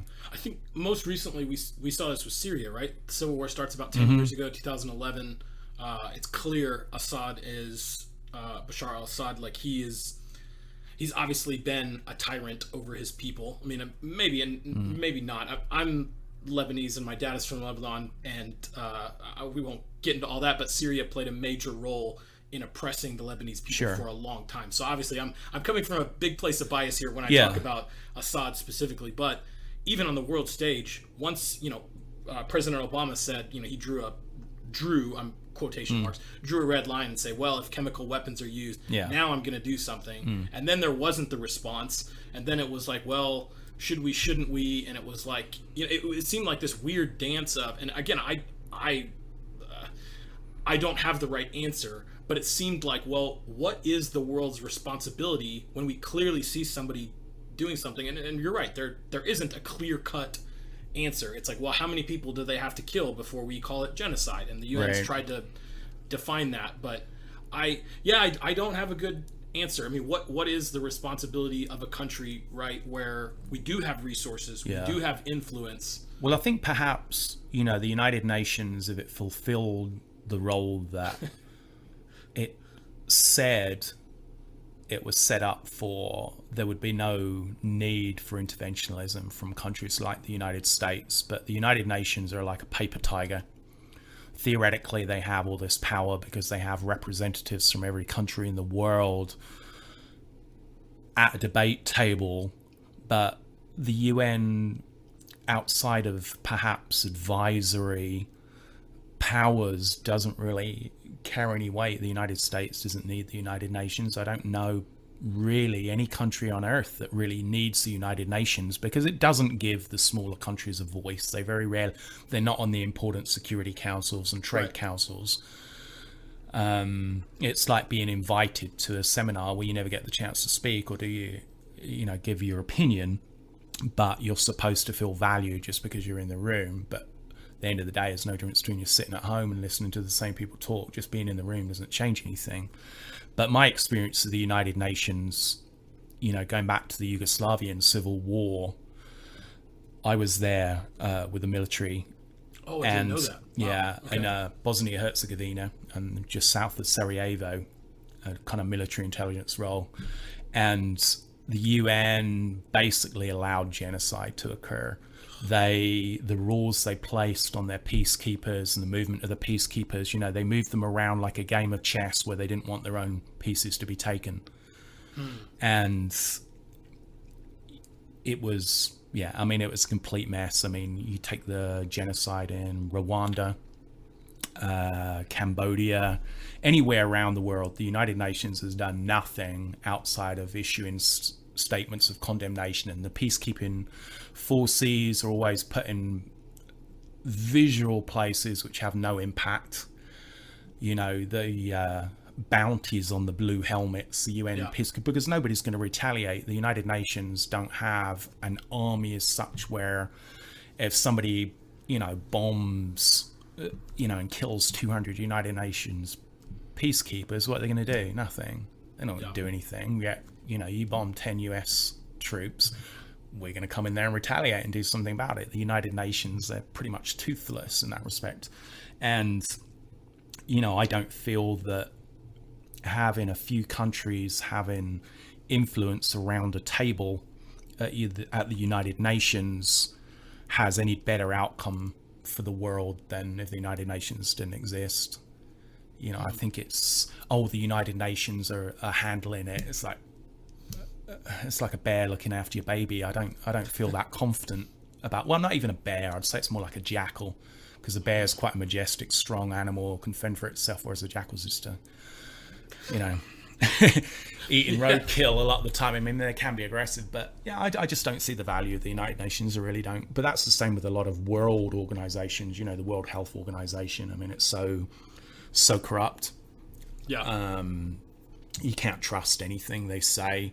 It's funny how, again, that's been politicized during the pandemic. You know, people are like, oh, you need to trust the World Health Organization. But at the moment, the World Health Organization and the CDC are in direct loggerheads over something at the moment. I read it yesterday, but I can't remember exactly what it was. And it's like, well, look, they don't agree. So who do you follow? Do you follow the WHO? Do you follow the CDC? Because I remember when this pandemic first came out, and, you know, the World Health Organization said, yeah, it can't be transmitted from human to human. Right. Then there was the whole, well, masks won't do anything because of the size, you know, the micron size of the virus will get into your eyes, even if it doesn't get, you know, in your nostrils through your mouth, and it will get through most masks anyway. Or, you know, if it's on surfaces, then again, the mask's going to be useless.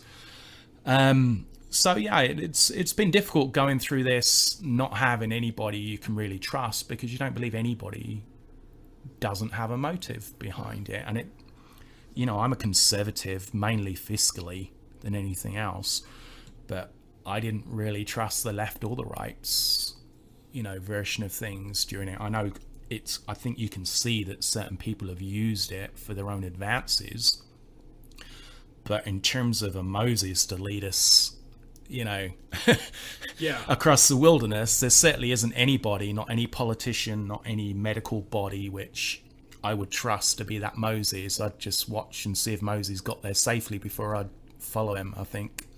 Yeah.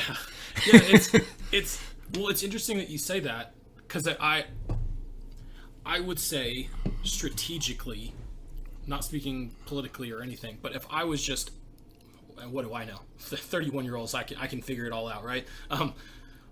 But if President Biden wanted to bring a lot of what's the word I'm looking? A lot of confidence for those that have not been vaccinated, I feel like the strategic move would be give a lot of credit to President Trump, who like did so much work on the front end, right? To say, because then, well, anybody that doesn't trust you, they probably trust him, right? That not everybody falls into that, but the majority of people would say they trust one of those two men. So if you're just thinking strategically, and if the goal is we just need to get this shot, you know, we need to get the jab into as many people as possible, why not give credit to the guy who did move the ball forward, and you basically kind of picked it up, and yes, and both guys, I think if you see that as a valuable thing of what, you know, of getting the vaccine out there, and certain people don't see that as, well, that's not valuable. I don't see a lot of value in that. But if you do, it seems like strategically that would be the move. But I think the polarization says we can't give him any credit for it, because then there will be those on our side who knock us, and the people on that side that we want to influence, they probably still won't trust us anyway. Right. But I think the people in the soft middle would go, well, if both sides are sitting here and they're actually working together on this, I could probably get behind it. Versus, I mean, I think there's people, maybe you and I and some people that would agree with us, that would go, well, I actually would be more worried about it if both sides are agreeing and trying to, you know, push one certain agenda on us. I don't know if you have any thoughts on just of that strategically, and maybe the polarization, and if that is more important, if us being in our camp, being right, is more important than actually accomplishing the things that we, you know, were, for lack of a better term, hired but elected to do. Well, I think obviously the polarization plays a role, but common sense went out of the window pretty early on, with a certain proportion of society who wanted to be told how to think, where to walk, how to eat.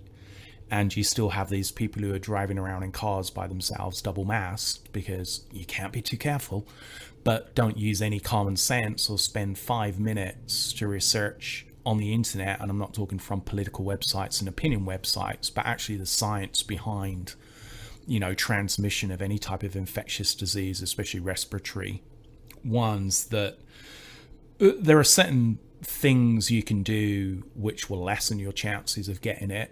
And there are certain activities you can do which will increase your chances of getting it. But there are certainly some things you can do which make no difference whatsoever. Yet there are still a lot of people in that holding pattern of doing things which make no difference whatsoever.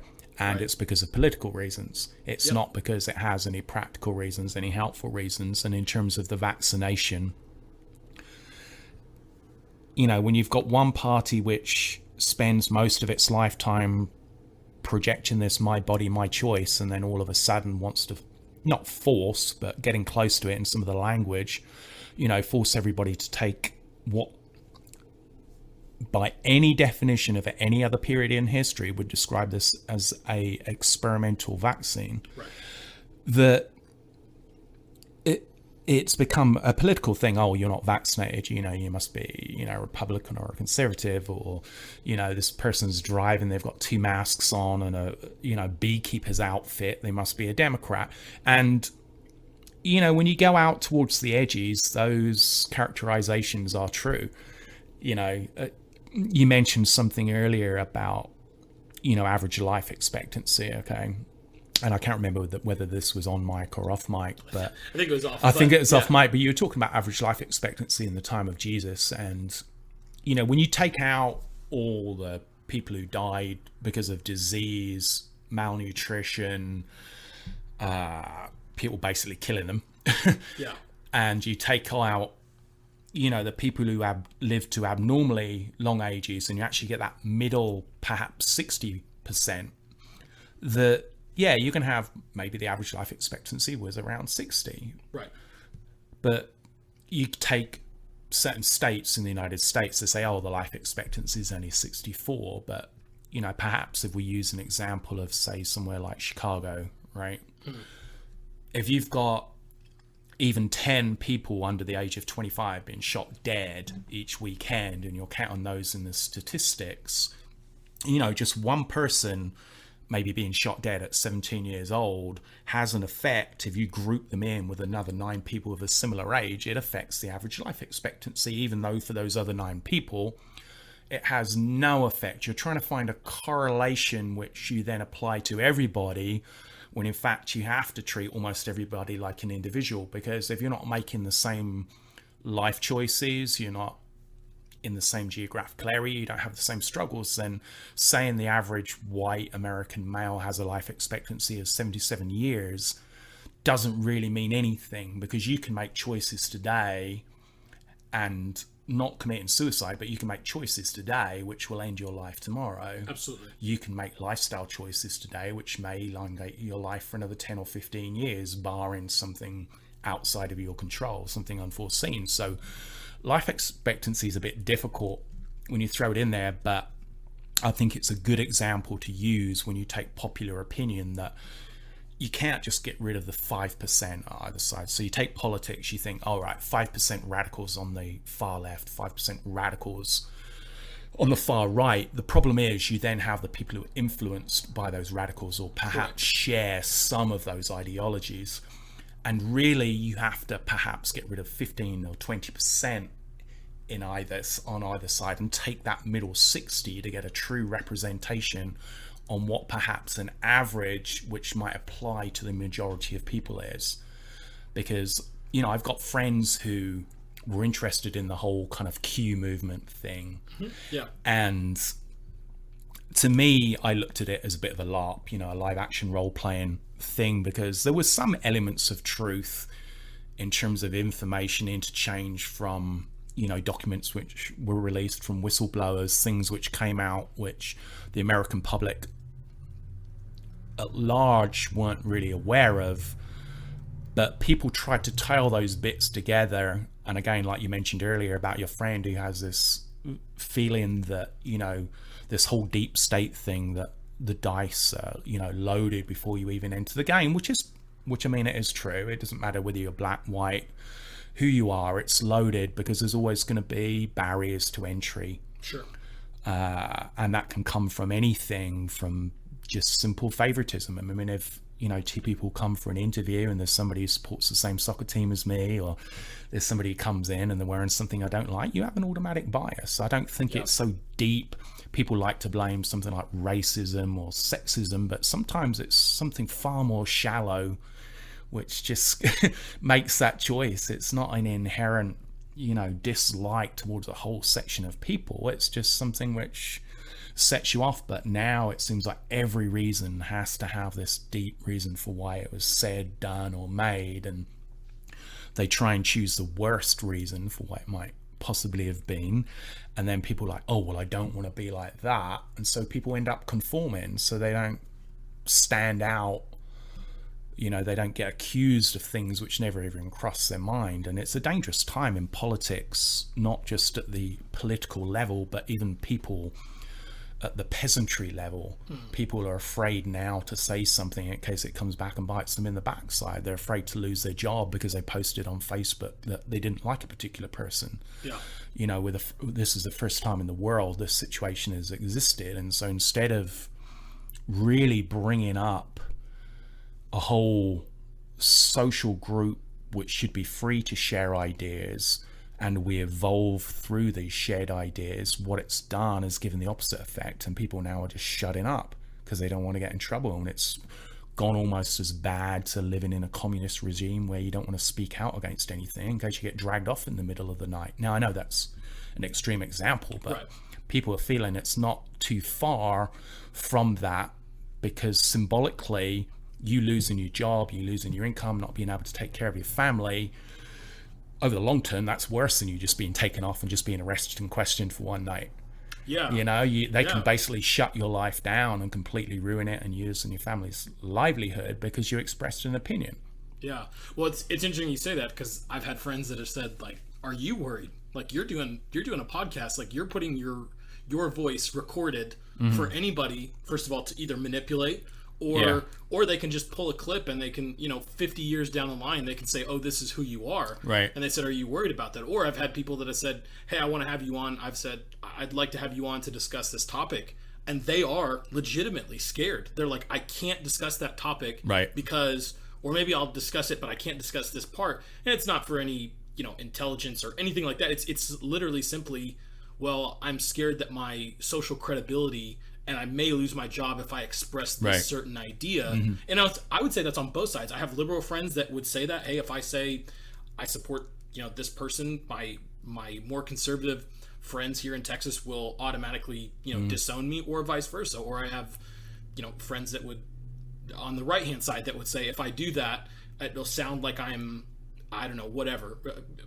Just put the easy term. Oh, it'll sound like I'm racist, which is the worst. I mean, you can't be called anything worse than a racist now in today's society. Even though, again, 90-something% of the country would say racism is a bad thing. I really, truly believe that. And yet it gets thrown out there, and, for a multi, there's so many different factors that could go in. But the point I guess I'm making is, people are legitimately scared of these things, and they're scared to the point that they won't even come on here on a podcast that how many people are listening to, and what impact will it actually have? Yeah, we haven't tried to be too careful on our podcast in terms of what we say, because it was pretty much communicated early on that what we say is mostly tongue-in-cheek and don't take it seriously. I remember that, yeah. And we will say things which, if you took them out of context and if you applied them widely as this is what we believe, then yeah, you could come up with some pretty bad stuff from some of the things we've said. I mean, we don't, involve too many racial conversations and things, but certainly cultural ones we will be like, why does India worship cows and things like this? And on some platforms, that might be even considered a racist thing just to raise that question. Why shouldn't they? Have you got a problem with India's worship? No. Right. Don't tell me it's any worse than Western kids worshiping TikTok. Yeah. No, so I don't have any problem, but I'm also not so bludgeoned down that I don't notice differences. Growing up, right from my teens, probably until now, I've had a mix of friends from, all over the world, different colors, different skins, and it never crossed my mind to put a label on that person in terms of how I would treat them because of where they came from or the color of their skin. To me, you're either an a-hole or you're not. Yeah. There's no guarantee. You can come from the most conservative Christian family and just be an absolute jerk. You can be a complete atheist, of, you know, any racial origin, and be a fantastic, selfless, awesome person. And so I've always taken people, you know, as I see them, and, well, not see them, but as, you know, I experience them. But it seems now like if you criticize somebody and they just happen to be of another culture, or just happen to be of a different skin color, that they decide your actions or words are based upon that person's skin, or not based upon their personality, and they decide that you said that or did that because of that person's skin color. I don't know why I keep saying that. Skin color or culture. And we don't abide by that rule on the podcast. I mean, we will say if it's a person, we don't care what color they are, where they come from. If they've done something stupid, we'll call it out. If they've done something awesome, we'll call it out. You know, we don't have any differentiator. You know. Yeah. It's interesting because I don't know, may get in trouble here even trying to make this comparison, but we talked about 9/11 earlier. Mm-hmm. I mean, life for like my family got very different after 9/11. Yeah. My dad owned a gas station. He closed on a gas station September 1st, 2001 in Boyd, Texas. So very like rural Texas. And I can say his first 10 days versus the time that he owned that business after got very, very different. Sure. And versus, while you know, people may have some ignorant ideas in rural America, they have some very ignorant ideas in urban America too. Sure. But things just changed, and I would say they changed in some cases. With some people, they looked at Arab people as a monolith. First of all, I mean, the difference here, but they looked at Arab and Muslim, and they put the two together. So if you're Arab, you must be a Muslim. Not sure. You know, doesn't always track. But I mean, things as simple as going to the airport. I went to the airport. We visited Lebanon in the summer of 2001, and even just internationally traveling was very, very different then than it is now. And so I think, but here's what I would say, but it is also okay to point out, hey, all of those hijackers, 19 or 21 of them, I can't remember the specific number, but all of them were Arab, and they were from Arab countries. Well, and most of them from Saudi Arabia in terms of the passports which were issued. But again, there's a lot of conspiracy theories behind that in terms of, well, they could have come from any country and, you know, just happened to be issued Saudi Arabia passports. I mean, it's not hard. I don't know how hard it has always been. I would actually say it used to be easier in the past because there were less ways you could check the validity of certain papers and issuance before certain networks, you know, came along, and you know, between nations being able to exchange information, travel information, you know, criminal, you know, pasts, etc. And so certain countries have shared this information, and we've made it more difficult for terrorists to travel. But once you're outside of that, you can pretty much, as long as you have the money, I mean, you could get, you know, a Yemenis, you know, passport tomorrow, you know, if you had like $400.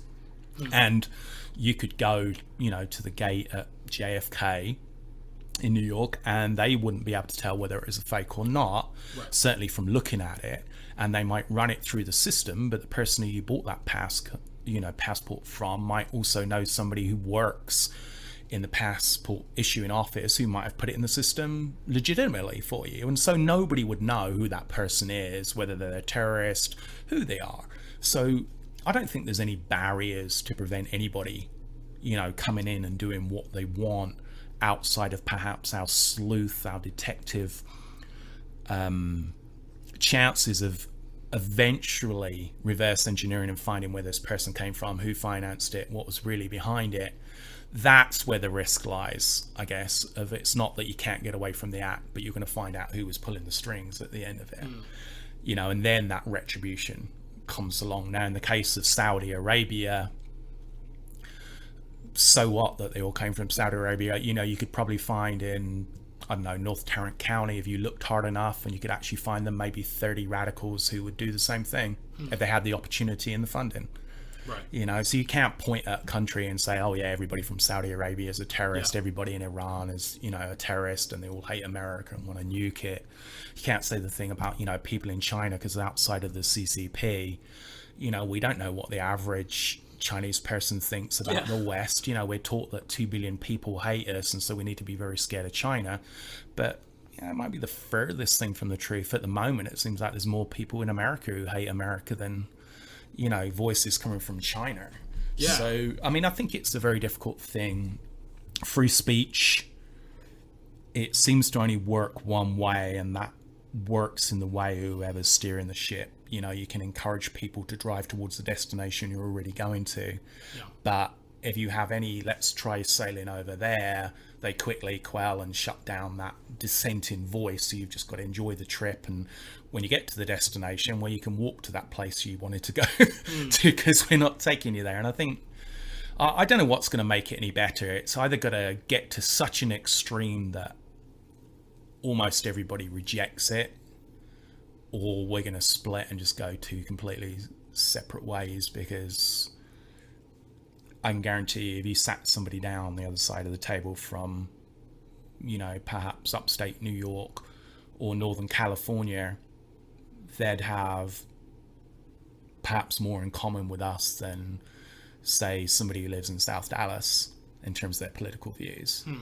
But equally, you can take somebody from, Southern California, and we may have nothing in common whatsoever in terms of political views, but personal interests, everything else, we might be dead on. And so I think you have to learn not to talk about specific things or realize what the hot potatoes are, because if you put people's back hairs up immediately, you never get anywhere. And so that's why I say I try to take people how they come, how they treat me, how I see them treat other people. And if that's fine, I don't really care who they support politically, who they support athletically.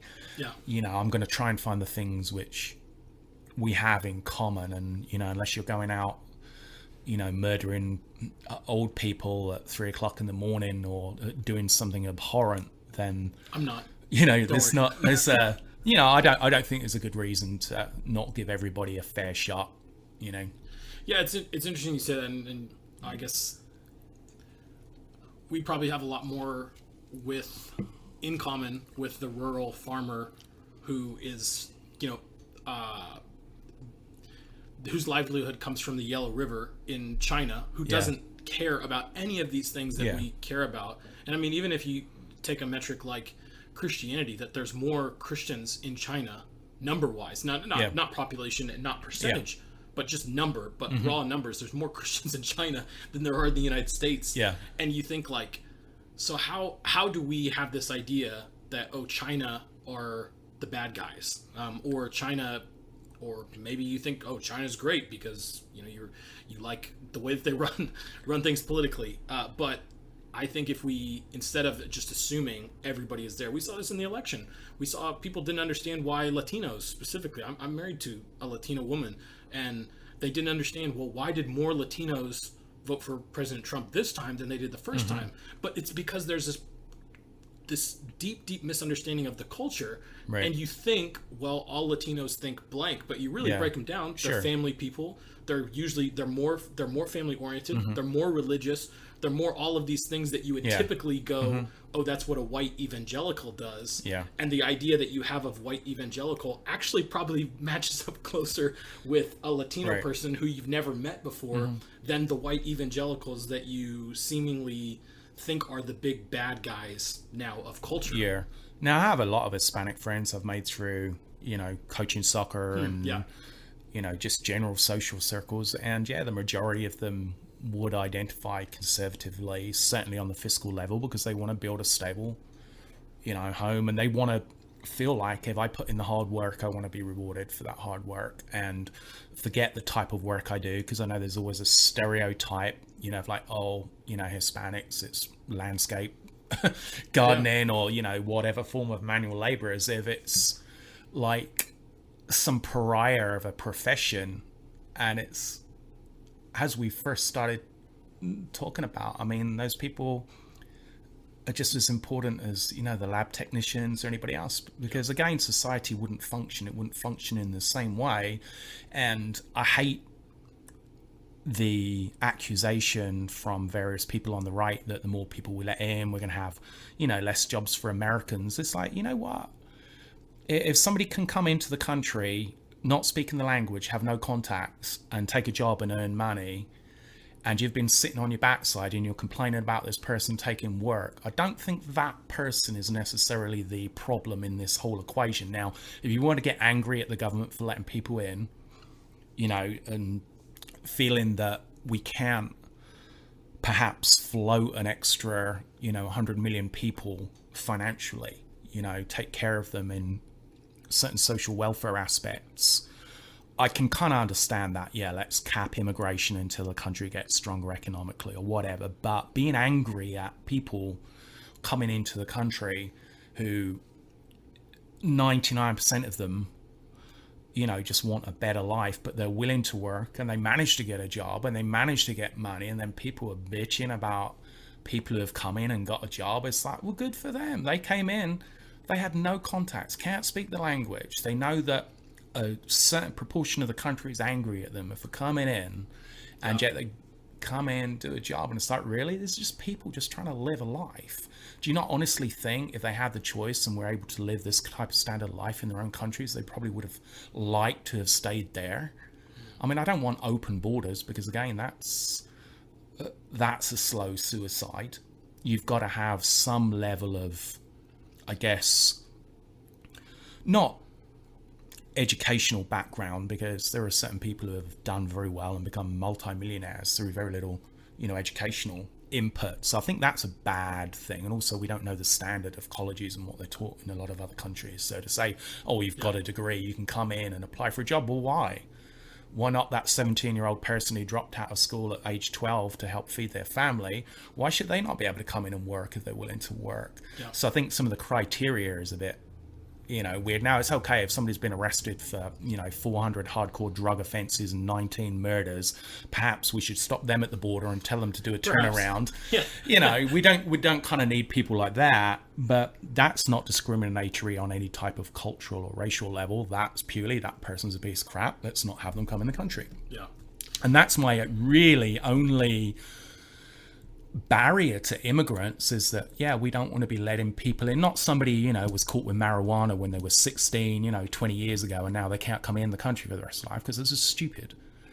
Right? I mean, the majority of crimes involving soft drugs tend to be victimless crimes. It's just that, you know, you're paying homage to a system which has dug its heels in and been very strict and almost spiteful in terms of how it's been applied to people, and it's devastated entire communities of both colors, and people have been demonized and removed from the normal system over something which in probably 20 years, 30 years time we'll look back and see was actually pretty inhuman in a way, when you've allowed people to, you know, run around drinking alcohol for the last however many hundreds of years, causing goodness knows how many car crashes, fights, relationship breakups, infidelity, and all the damage that's had on society. But you ruin a kid's life because at 15, you know, they smoked some pot in high school. So I think, you know, we've definitely got to look at people individually on a mass level, if that makes sense, as in we shouldn't discriminate against large groups of people because of the actions of a few, which again is the whole core of the thing of racism. People's experience of people of different colors or cultures, they treat everybody as their first, I guess, introductions to that, you know, race or culture. And we're all guilty of it. I mean, if I see, I don't know, a black person, I will make certain assumptions about them. If they see a white person, they'll make certain assumptions. Now, is that racism, or is that just generally, historically, knowing through social relationships that there are differences? And what's so wrong about having differences? I mean, that's the worst thing. It's like some of the explanations or definitions of racism now is identifying differences in culture. Like, oh, we're all the same. No, we're not all the same. We're not all the same. And I love the differences. This is the thing. Unless their differences is they like to cut their children's heads off and eat them.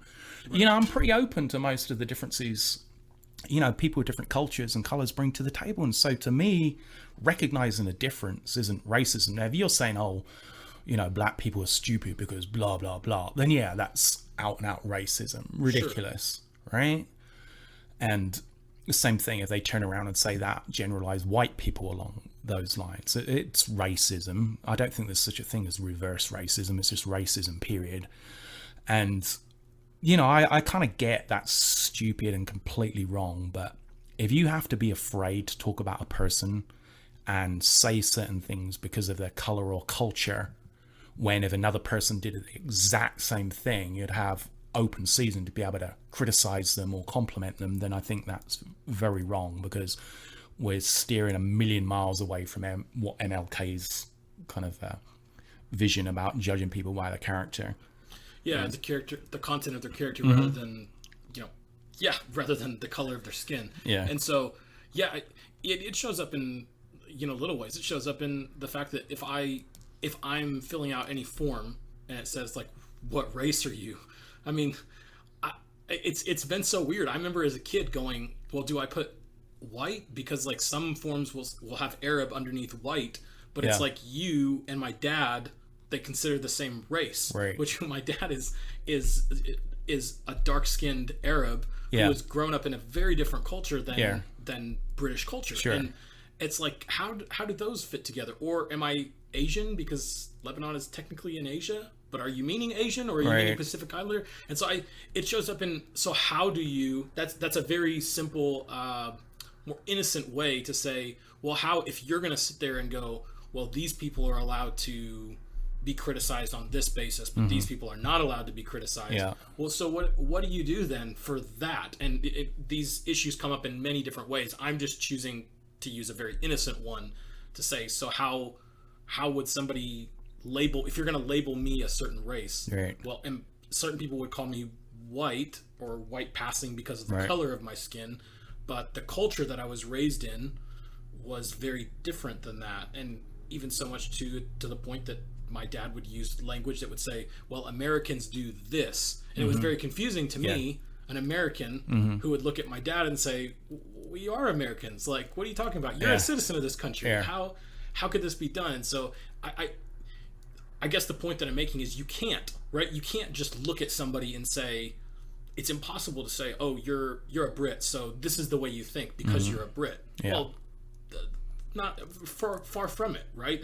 You could take two Brits and you could be more different, right? And we see this, last thing I'll say is, we see this with Christianity. I would say that I probably have more in common with, for the things that matter, with somebody from that farms near the Yellow River than I do with someone who could live next door to me that would be the same skin color, come from the same, maybe they're half white, half Arab, but idealistically they're a Muslim and they think differently politically and they think all these things. And so somebody from the outside could look at us and say, oh, you guys are probably really similar. You guys are basically the same person. And I go, no, I mean, far from it. I'd be, just from the outside looking in, or from looking at these, I said the last thing I'll say, looking at these factors, I don't think are as big of an indicator of who a person is as other factors that we seemingly just throw off to the side. Yeah. And I think, the labels we put on people to protect them actually end up doing more damage, because you don't get a real experience of life if people artificially have to talk to you in a way that they're trying not to offend you, even though you probably wouldn't be offended, but some people are offended on your behalf and so have decided in society you can't say that thing. Now, if you take Hispanics for an example, I mean, your wife, some people might look at her and be like, oh, she looks slightly Asian, right? Yeah, so yeah. And you look at some Hispanic people and they look Middle Eastern, right? But, your wife's family might have been here for 200 years. Same thing with some Hispanic people who look Middle Eastern. They might have been 200 years, yet you might have a white person walking around who arrived from Sweden yesterday. Yeah. Just because, the color of the skin is no indicativeness of, a connection with a country, love for a country. Again, it comes down to people's actions and their individual personalities which defines them, but it's too difficult for us to, with however many billion people in the world, for us to go on a case-by-case basis. So we tend to, lump people together, but we do it with, even other white people. I mean, if we had to describe what are people like from, I don't know, San Francisco, we'd come up with a bunch of stereotypes. We'd come up with things, perhaps not so much from personal interaction, because I can't off the top of my head recall anybody I've met from San Francisco, but certainly I can recall news articles from San Francisco where maybe perhaps they've adopted some rather odd and unusual social practices, such as pooping on the street. And you think about the local government, where they've put their money and why they're not combating this and this, and you come up with this automatic kind of prejudice or way of thinking. And my first thing, I think, if somebody sat down across the table from San Francisco, I would ask them about those things. Say, look, the only kind of view we get of San Francisco from the media, regardless of whether it be from the left or the right, these are the kind of hot issues. Now tell me, is this really this bad? Can you not walk down your street without having to play hopscotch with homeless people poop? I mean, is it really that bad, or is this just down to a quarter of a mile area out of whatever? Because things are exemplified and blown out, but when you have very little personal social interaction to prove otherwise, you start building this, I wouldn't even say it's prejudice, just this idea or collection of ideas around somebody and what their life experience is and what their attitude to life is. And I don't know if, maybe we could take a weekend trip to San Francisco and not experience anything that we've seen on the news whatsoever in the last decade. But somebody might go there for an hour and experience everything they've seen on the news. And when we got back, we'd have very different views of what San Francisco is and what people from San Francisco are like. But we do it from even here in Texas. We have views on what people in East Texas are like, people in West Texas, southern part of Texas are like, people in the Panhandle are like. I think tribalism exists at almost every level. I mean, we're going to differentiate ourselves, but I think we differentiate ourselves more to belong than to actually push people away. We want to find something we have in common with people and stick together. I mean, kids form groups and cliques even in grade school, kindergarten and pre-K, groups come together, and it's at that point in time, it's about more on what they have in common and likes and dislikes. You don't get a division of black kids, Hispanic kids, and white kids and Asian kids. In pre-K, you find people who you like, people who are friendly, people who have something in common, and that's it. You run with it. And it's not until, outside influences point out at a later time or date that, well, it's kind of a bit odd you hanging around with that Asian person, because, they come from a country which is not traditionally that supportive of, the United States. And did you know that 70 years ago we were actually at war with this country, and and you're supposed to formulate a whole revised opinion of somebody based upon history you were never aware of, which is supposed to affect a personal relationship. So now I can't mention this in front of this person in case I offend them. And because I remember, like, in grade school, I mean, with Asian people, if somebody said to you, what does an Asian person look like, you're gonna enact stereotypes. You're going to, but it's innocent. You by no means, when you say, like, when you were 6 years old, if you point out that many Asian countries, people's eyes are of a different shape than a traditional Western, you're not being racist. You're just pointing out an actual factual difference. And if you asked an Asian kid of the same age, what's the difference between Westerners? Well, like, they have rounder eyes, they're fuller eyes. They're not being racist. It's just a fact. It's a characteristic. It's a personal characteristic. You're not saying that person's better or worse. You're just pointing out a difference, which is a true fact. But now that's considered racist. I mean, there was somebody on the news who was, I think they'd made a comment years and years ago, and I don't even like this person, so I don't know why I'm kind of saying this, because it sounds like I'm sticking up for them, but they made some comment about Asian people having squinty eyes, right? Which technically, if you want to go from it, you want to approach it from a pre-K type of description of somebody, yep, okay, they do. So what? I've known people, white people with squinty eyes. I've known white people with very bulbous eyes. Those people, it almost looks like their eyeballs popping out their head. But so what? Yeah. It doesn't affect how I feel about that person. It doesn't delimit what I think they're capable of. It doesn't lessen them in my eyes in terms of the role of society, what they can achieve. So to me, that's not racism. It's just me noticing a difference, which they themselves notice, I notice. Now, if I treated them differently based upon that, different matter. Sure. You know? But if you start teaching kids, hey, it's wrong to notice differences. You know, Michael's skin's darker than yours, so you need to treat him differently. Yeah. You know, you've got to walk around now apologizing a lot more. If you happen to win something, you've got to give it to Michael, because apparently, you know, there may have been some disparities in the way these things have been handed out in the past, so you've got to suffer for it. And you're bringing up kids with, like I said, you're trying to take away the innocence which, you know, they had at an earlier age, and get them to carry the guilt which other people had the luxury to forego, I think. Yeah. Sorry, that's a long-winded answer. No. I mean, I think that's a good. I think that's a good place to. I think that's a good place to land. Is that, yeah? I mean, I hope. My hope is that in the generation. I mean, we both have young boys. Your son's about to be 8. My son's about to be 2 in a few months, and I hope that the world that we raise them in. I hope that that's not the case. That we can't. How do I say this in a positive? That we are allowed to point out differences and have discussions like this with people who, for whatever reason, certain groups don't want to work together. People want to point fingers and say, oh, you're the enemy of this person, you're not supposed to associate with them, you're not supposed to do this, or you're not supposed to ask that question because for whatever reason, right? Because because their skin color is this color, is darker, so they're less, or you know, very, you know, ideas of, oh well, they're the descendants of Cain, Right. all the way to, well, because their skin color is lighter, they have carried a privilege that you will never get. Sure. And so you're going to have to operate in the world in a way that is, and it's like, well, I just hope that those conversations, and so when somebody says something like that, I hope that there is a conversation that's allowed to come up to say, well, why?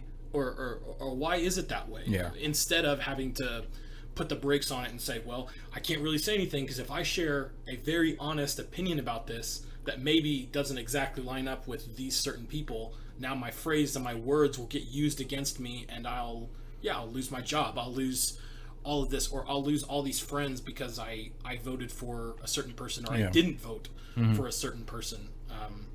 I hope that we can get to that place. Well, I think a couple of good examples over the last 2 months. Sleeping Beauty, apparently on a new ride, a Sleeping Beauty ride at one of the Disney places, they had to remove or alter one of the rides because it shows the prince kissing Sleeping Beauty, and the so-called uproar was about that because she was in a coma or whatever she was in, deep sleep, that she couldn't give consent to that kiss, and so it was inappropriate, and it's teaching kids that, you know, it's okay to kiss without the person's consent. And, you know, the second example is one where, you know, all this going back in time and, you know, rewriting or completely taking out scenes from old movies or songs which went 30 or 40 years without causing any offense, and then somebody picks up a line and says, like, you know, like, baby, it's cold outside, right? They decided that that sounds a little bit rapey in terms of some of the lyrics because he doesn't want her to go, and so please with her to stay, and stuff. And the sad thing is,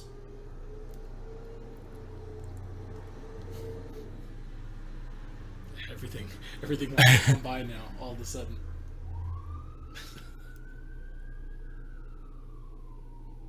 Yeah, the sad thing is that it's probably only 1% of 1% of people on the left who actually think that way, and the other, you know, proportion of people on the left, or even if they identify as liberals, think that stuff's just as crazy as we do.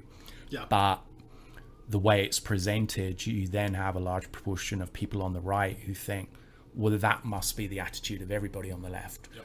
But equally, you know, people on the left are being taught that, you know, everybody on the right are all, you know, Capitol building insurrectionists, and we all, you know, hate immigrants, and we're all anti every single vaccination, not just this particular shot. doesn't classify as a vax. I refuse to call it a vax.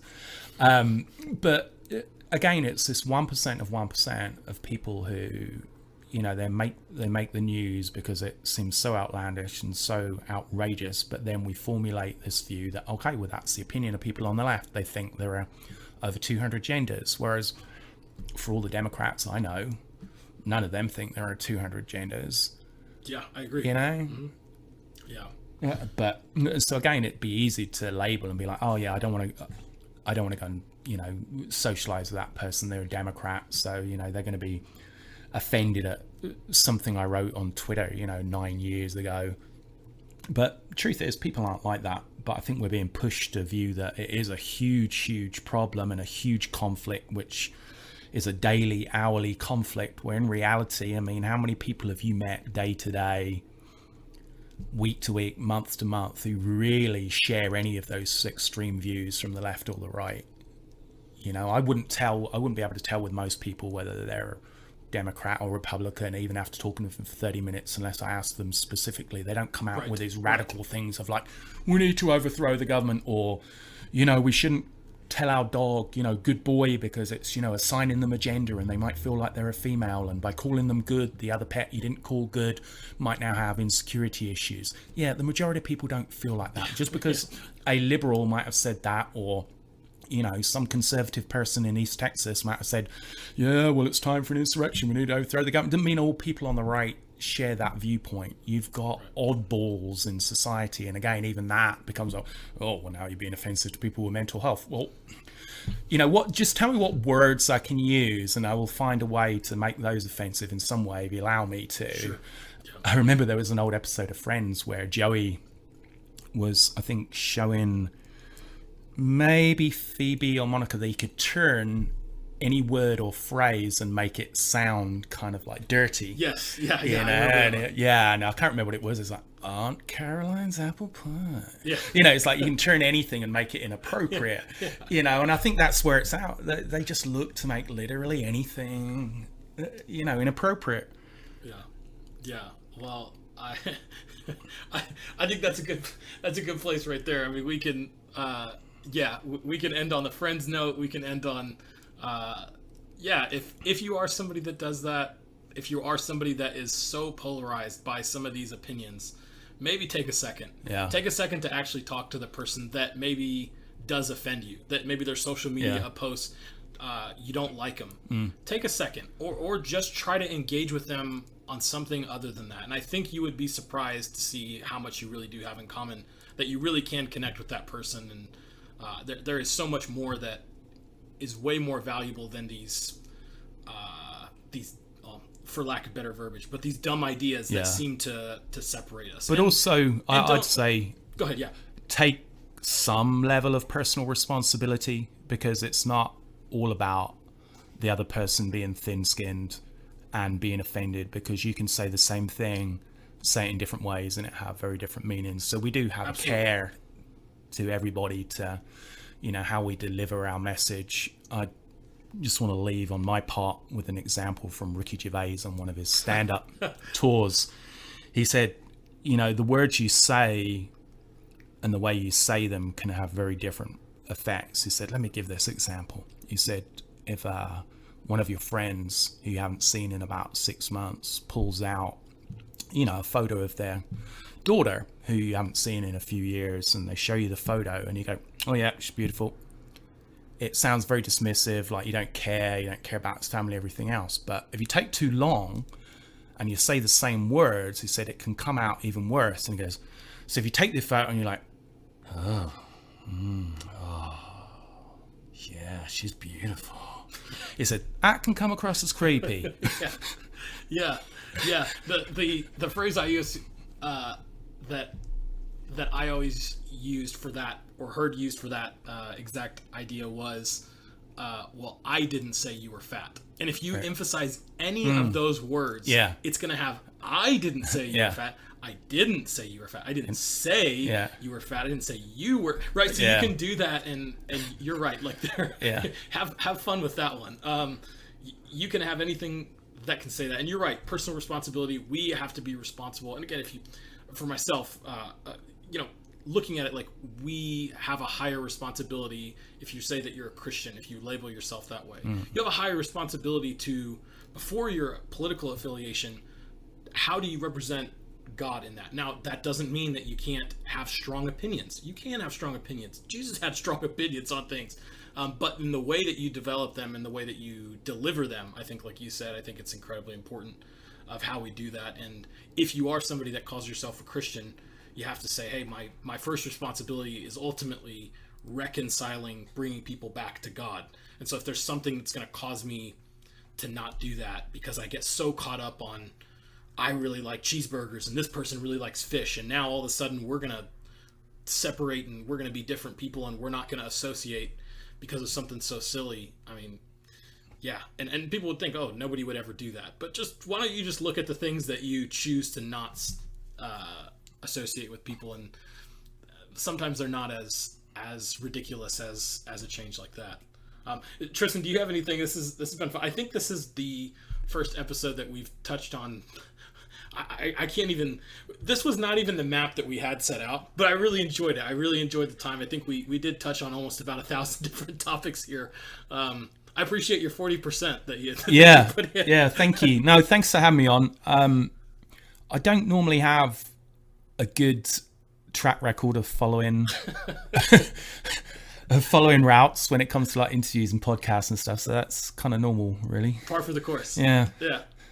Well, thank you. Yeah, I appreciate it. You guys check out The Wolf and the Shepherd. You can do that on any podcast streaming platform. You can find them there. You're gonna like it. If you like this podcast, if you like different topics, you're gonna get a lot of different topics, a lot of stuff, and I appreciate the flavor that you guys bring to these different topics. Yep, and we don't have any cussing on there. So it's children friendly. Yeah. It's not always brain friendly because sometimes we talk about ridiculous topics. And check out especially the In Other News episodes, because we do actually take people from all walks of life, all colours, all political backgrounds, and just point out the ridiculous stories in society, just so we have other people to laugh at rather than ourselves. So. That's a lot of fun. That's a good way to put it. Well, this has been the 100,000 podcast. We are an audio magazine. We've kept it an average of 70 today, and we talked about almost 1,000 topics, but we are signing off. Thanks for listening to this episode of the Wolf and the Shepherd podcast.